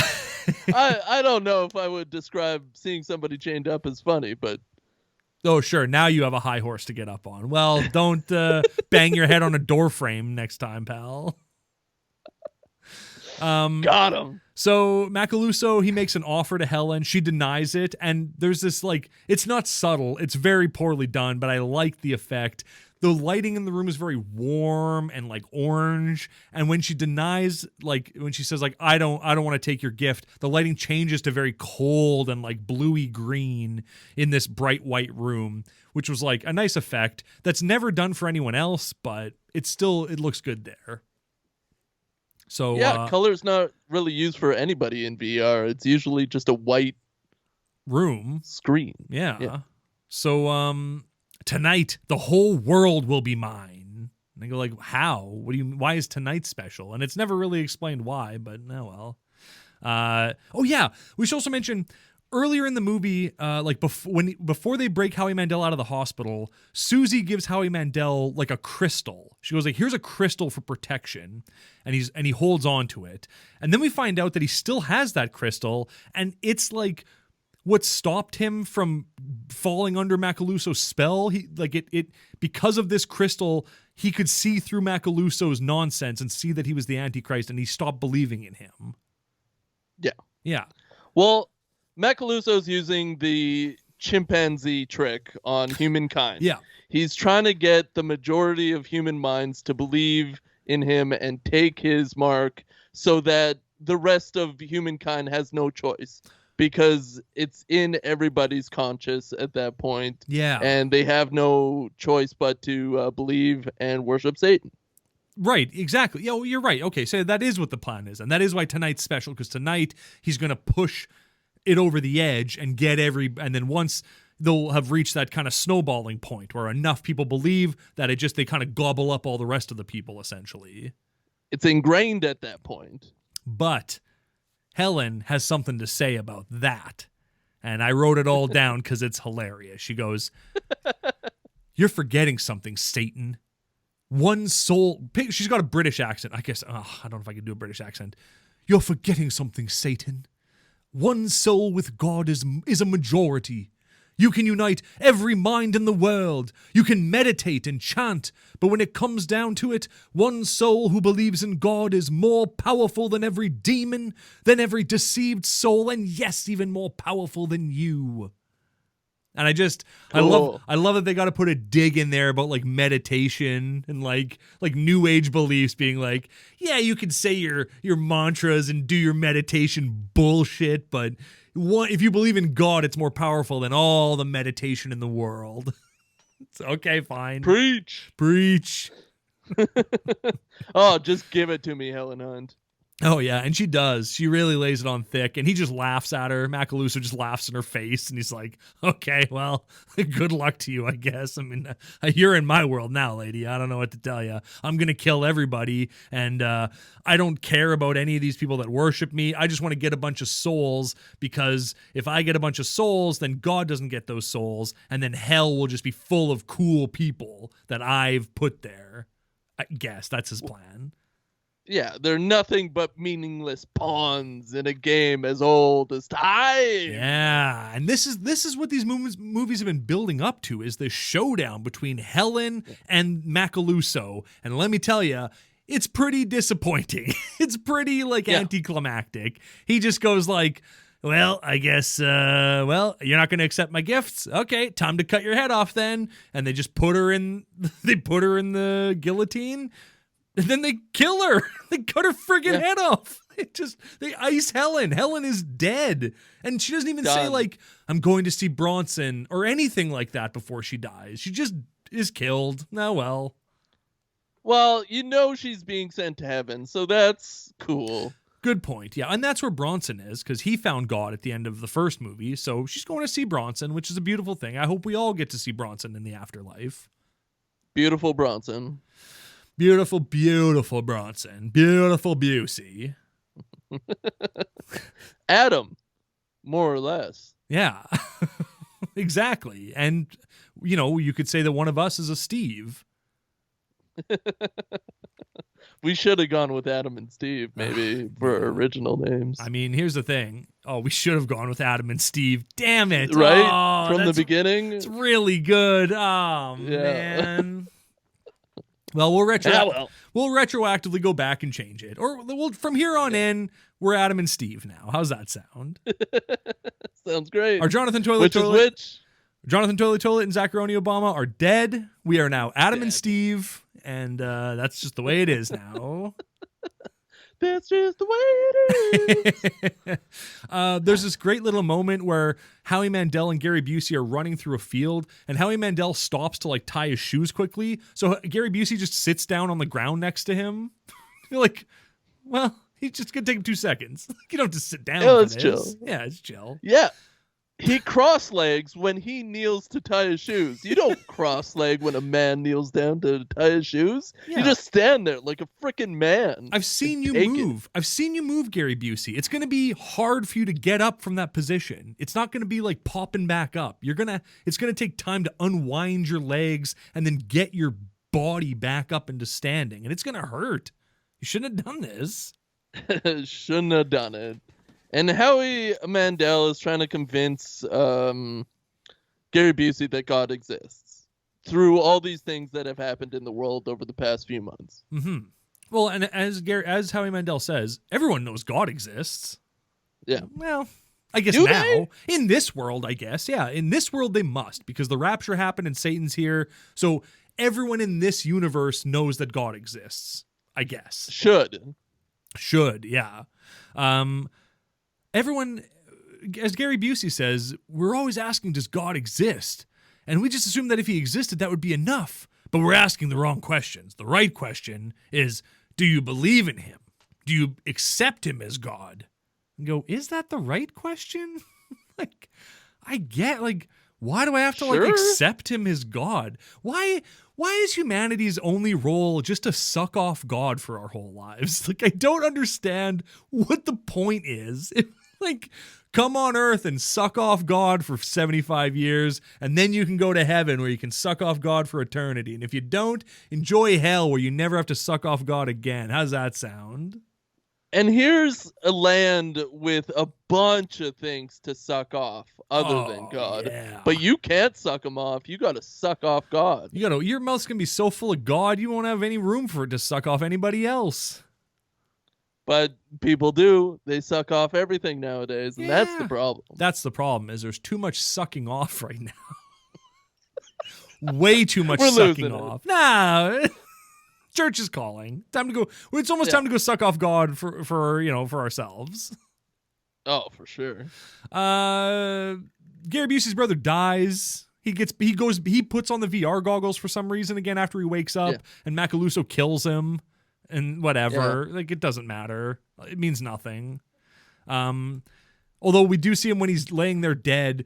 He's his eyes are closed, but you can see his eyelids fluttering. You can see him still moving, and I go, maybe don't do a tight close-up on a guy who can't pretend to be dead. I don't know. Him dying while he's wearing the VR goggles is just a funny visual. It's not funny to watch a man die, but it is funny to see him die in VR. Well, if he dies like that, it's funny, right? Because he's like Yeah. he's like screaming and clenching his stomach in VR, and then in the real world, he's just wearing VR goggles and screaming and clenching his stomach, and it's just because it's shot from the outside of the house, so you just see a man silently screaming, like his mouth is wide open, and he's just like, you can't hear him. It's very funny. It's a great visual. Check out this movie. Yeah. So they decide, Howie Mandel and Gary Busey head off to Rat Lake because they figure out that that's where all the haters are, including Susie. And so they get to the cabin. Gary Busey kicks in the door of the cabin that the haters are in and starts waving a magnum around at all these people. Yeah. And then sees his wife and is like, oh, never mind. He's such a good cop. Just like enter a room and start waving your gun, especially at your own cabin. Yeah, it is their cabin. And you Rat know, Lake. you think that like you're going there because that's where you think these people are. To walk in and put a gun to someone's head immediately is like, why don't you feel it out first? See what's going on. No, You're in. Yeah, exactly. You're in. So the ONE is at the lake, and they're just going around to every cabin and murdering everyone. Like they're just systematically murdering everyone at this lake until they presumably circle around to get to this cabin, which is pretty funny. That's cool. Yeah. Well, what else are you gonna do? Exactly. So then they get busted. An ONE agent comes in and he's like, "Hey, are you guys willing to die for God?" And he like points a gun at Gary Busey. He's like, "Are you willing to die for God?" And he's like, "Yep." And then he goes, "What about your wife?" And she goes, "Yep." And then everyone in the room goes, "Yep, we're all willing to die for God," except for Howie Mandel, who's like, "Hey, get the hell out of here." Yeah. I gotta go wash my hands. Where's the hottest water source? Where can I get the hottest water around here? I need to scald my hands, please. Yeah. So he 'Cause runs. I got a burner in the van, but it just doesn't get it hot enough. No, God, no. I need it hotter than hot, please. Is there a volcano around here? Are we at Yellowstone? Can I just dunk my hands in the boiling water? Are we at Yellowstone? No, we're at Rat Lake. Oh, okay. Never mind then. Stupid Rat Lake. Yeah. So then, as he's running away, we hear gunshots, and I was like, "Oh my God, are they killing Gary Busey? Like all of these people?" And then, no, it's just a joke. The guy fires. He fires 7 shots into the fireplace, deafening everyone in the room, and then just goes like, "Hey, I'm actually one of you guys. I'm the guy who was wearing a glove the whole time." He's the glove the whole time. He's Mr. Glove. So, Hi, I'm Mr. Glove. And he's like, I am a hater. yeah, and I just had to make sure that there was none of Macaluso's spies here. And it's like, well, Howie Mandel isn't a spy. He's a coward. It's different. Yeah. Yeah.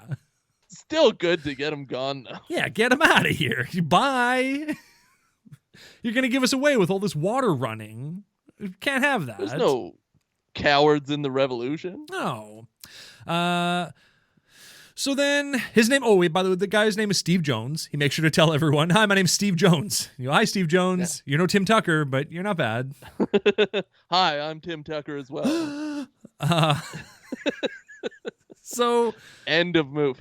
Yeah, for real. So then they find out that Helen like sacrificed herself. She went in to get footage of Macaluso. So the Samoan guy is reading Helen's like tearful farewell note that was on the computer that they find on the computer. And Gary Busey is just like, "I don't care. Like, I just couldn't care less about this stupid note." And everyone's like crying and he's just like, "What's the video? Show us the video." And so they play this video and it's footage from inside the Devil's VR of Macaluso when he's like, "I don't care about these people. I just want to get souls. I don't care. All these people are pawns to me and blah, blah, blah. Everyone's going to hell." So I guess like Helen had a spy camera contact lens in and then, which also recorded sound. And then she went into VR and it still worked. And it recorded Macaluso like, blowing up his spot. And then somehow that video got from her eyeball to their computer somehow. And then they have it. So easy peasy. The VR is an exact replication of yourself and the physical environment and can affect the real world. Right. So I get that the contact lens works. How the video gets recorded and then sent to the computer Yeah. in the shed at the cottage is beyond me. That is technology that 2000 did not have. Present day doesn't have. I could do it. You know what I could break something up. You know what I just realized? In Revelation, in Apocalypse 2 Revelation, the wheelchair guy, Wheelchair Willie, the VR that he shows Jeff, the lawnmower man, like Wheelchair Willie can walk in that VR. He gets his legs back in that VR. And then when the devil shows up and in his VR, he also gets his legs back. Yeah. But it's like, well, but also gets his legs back in the real world. Yeah, that's the thing. Right. Okay. Because I was like, well, what difference would it make then? Like, if you're getting your legs back in any VR, then just stick with first VR, not devil VR. But it doesn't matter. That guy is not in this movie, and neither is the blind lady who's not blind anymore. They're just not in this movie anymore. Disappointing. They could have used him. Yeah, he had charm. They should have. There's so many characters who just kind of get dropped, and it's, I don't know. I like continuity, but they're missing some. But anyway, that's showbiz, baby. Yep. Macaluso is giving a speech, and so of course, classic haters, they just interrupt his speech by showing this video of like Macaluso trash talking the world.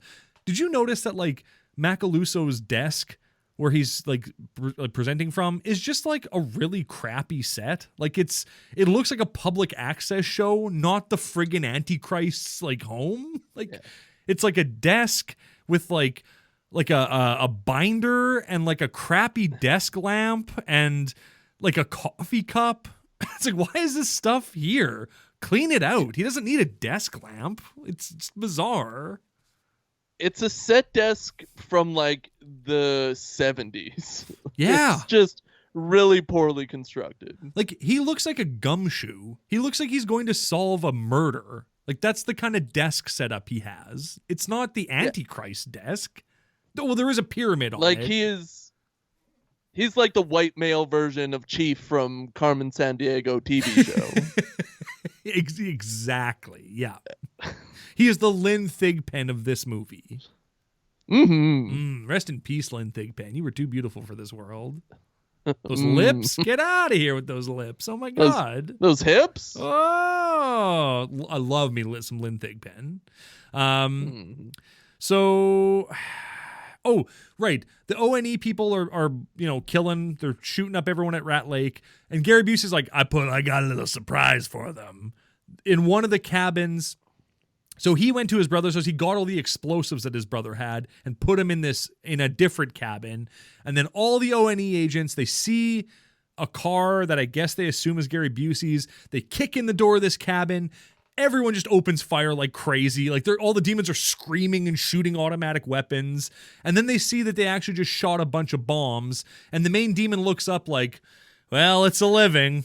And then the cabin explodes in a really beautiful practical explosion. I gotta say, that cabin explosion is the highlight of this series for me so far, other than Bronson Pearl and how hunky he was. Yeah, we love Bronson. He's definitely the Steve to our Adam. Yeah. But that explosion, you can tell it's practical. And they had one shot at it, but man, does it light up that night sky. And it's like it's not a miniature. It's a real cabin that they blew up. Oh, yeah. And like blew the absolute heck out of that cabin. Like just kablamo, huge fireball. Really great, like top tier explosion. Send it to the corridor crew guys. They're going to want to, break down this practical effect for us. Just built the cabin. It was only a couple months old, but they had to film this shot. Bombed it. Love it. Great shot. Great job, movie. Mwah. Loved it. This is a very long episode. We are almost at 2 hours. How did this episode get so long? This was supposed to be the short one. These movies are so dense. Like, these apocalypse movies have so much going on in them that it's like you can't talk about it quickly. You have to talk about it for a long time. There's a lot to get through. This is why we're here. Like this note that I have. After they come back, after the explosion happens, they play the tape. The whole world sees this tape of Macaluso talking trash. Cuts back to Macaluso. who is the devil, and he starts going, come on. And I just thought, pinch. the idea of the devil being like, come on, it's just such a funny like image to me. Like he's the ultimate evil. He's going like, come on, don't do that. Come back to me. Come on. Well, he's lost at this moment. Yeah. He's losing viewers. He probably has a ticker right above the camera showing him how many people have turned. Exactly. And he's not getting enough people turned. Yeah. And they're turning back. So I guess that's it then. They beat the devil or something, because then that scene ends. Gary Busey goes to a busted old church that's in a very nice detail, full of clothes, which I thought that's a nice attention to detail there, because all those people were they folded though? They were just strewn, right? Well, some of them were folded, some of them were strewn. Like it looked like people had kind of ransacked the church a little bit. There was like barbed wire fence around it and everything. So clearly like O&E had probably gone through the church, but full of clothes from all the raptured. Cool. Sackers for sure. Yeah. Howie Mandel, like, he realizes that he shouldn't have abandoned his family, so he takes the crystal, which was the only thing that protected him from Satan getting into his brain, mind you, and just throws it away and goes like, I'm all about God now. And you go, oh, okay. I guess you're on board now, Howie. This is how we do it. You know? Yeah. So then Busey at the end, he's like, so Howie Mandel comes back. Everyone loves him. Busey's in the church talking to a cross, and he goes, I never prayed because I never learned how. So I'm going to talk to you like you're right here, because I know now that you are. And then that's the end of the movie. Fade to black. However, in the credits, I noticed something at the very end. I don't know if you saw this at the very end of the credits. It says, give it to me. The characters, entities, and events depicted in this motion picture are fictitious. That means the rapture, fictitious. God, the devil, and Bob, fictitious. All fictitious. The Bible. Checkmate, Christianity. This movie dunned ya. It domed ya. That's it. It's all fictitious. Well, Big they time. did accept taxpayer money from Canada. Yeah, you bet. Those poor Canadians. So maybe they had to say this. The Haiti government gave them nothing. No, we are the Canada Watches. of the islands, but yeah. But we are the watchers, you know. We are the watchers. What did you think of this film? And I want to get your opinion on the twist, the car crash, and the future turn. Oh man, I love that. Like I said, I love the crash cut immediately to him waking up in the hospital in first person. Thought that was really cool. And then the reveal that he's got like a Samson level wig and beard on is hilarious. It's even better than that, because that wig and beard looks so much better than the wigs and beards in Samson, which was made 17 years after Tribulation. It's still way better than the Samson beard, which were terrible. So, yeah, no, I liked this one. I think this is my least favorite out of all of them so far, but I did really like it. Yeah. I think I even like this one less than Fat Scott Aukerman's Apocalypse movie. Well, Jerusalem Countdown. That was an eye-opening movie. Jerusalem Countdown. Jerusalem Rising. Jerusalem Countdown. Countdown. Even though it's a count up. But yeah. It was certainly a Jerusalem Countdown. Mm-hmm. What about you? What did you think of Apocalypse 3 Tribulation? I had high expectations, and I also had low expectations because I legitimately thought the second movie was entertaining. It might be one of the most entertaining Pure Flix movies that we've watched so far. And I thought the Lalonde brothers were going to kind of crash in this one. They were going to have a bit of a sophomore slump, even though this is the third movie. And it started that way. I was like, oh, we're getting another bullcrap prequel movie. They're just going to phone this one in. They got some big stars.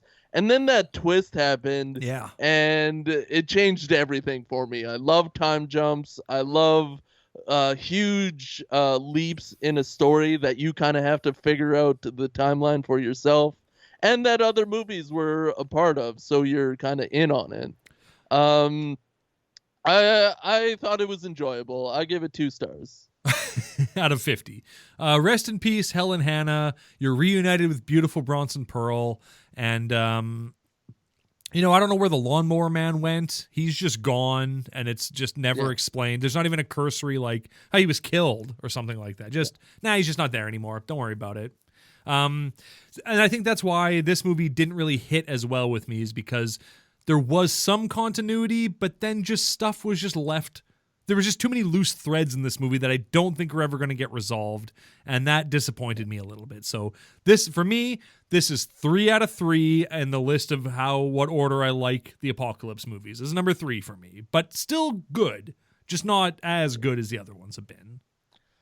I don't know what the next movie is going to bring, because Satan's defeated. Everybody's happy. No, it'll get undone. Fixed. No, it'll get undone immediately. They'll go like, oh, it was cloudy and nobody saw the broadcast. Like Satellite. They'll hand wave it away in the next one to start it off, and then they got to start the whole process again. So I guess we'll see. There's still 2 more movies. So clearly this isn't the end. There's at least I can't wait. 4th and 5th. So anyway, until next time, I love you. I love you. We love you. You're in. Gosh, this was like a really long episode, huh? Yeah, I wanted it's boys, to, keep it tight. Obama. Keep it right, and I think we did. But it's watching all the movies that I miss. Yeah, my pastor is texting me right now, being like, "You need to get to church. It's 10 o'clock now. Church has started. It's time to go." Watching all the movies that I miss. I'm talking about God. I like you boom boom down.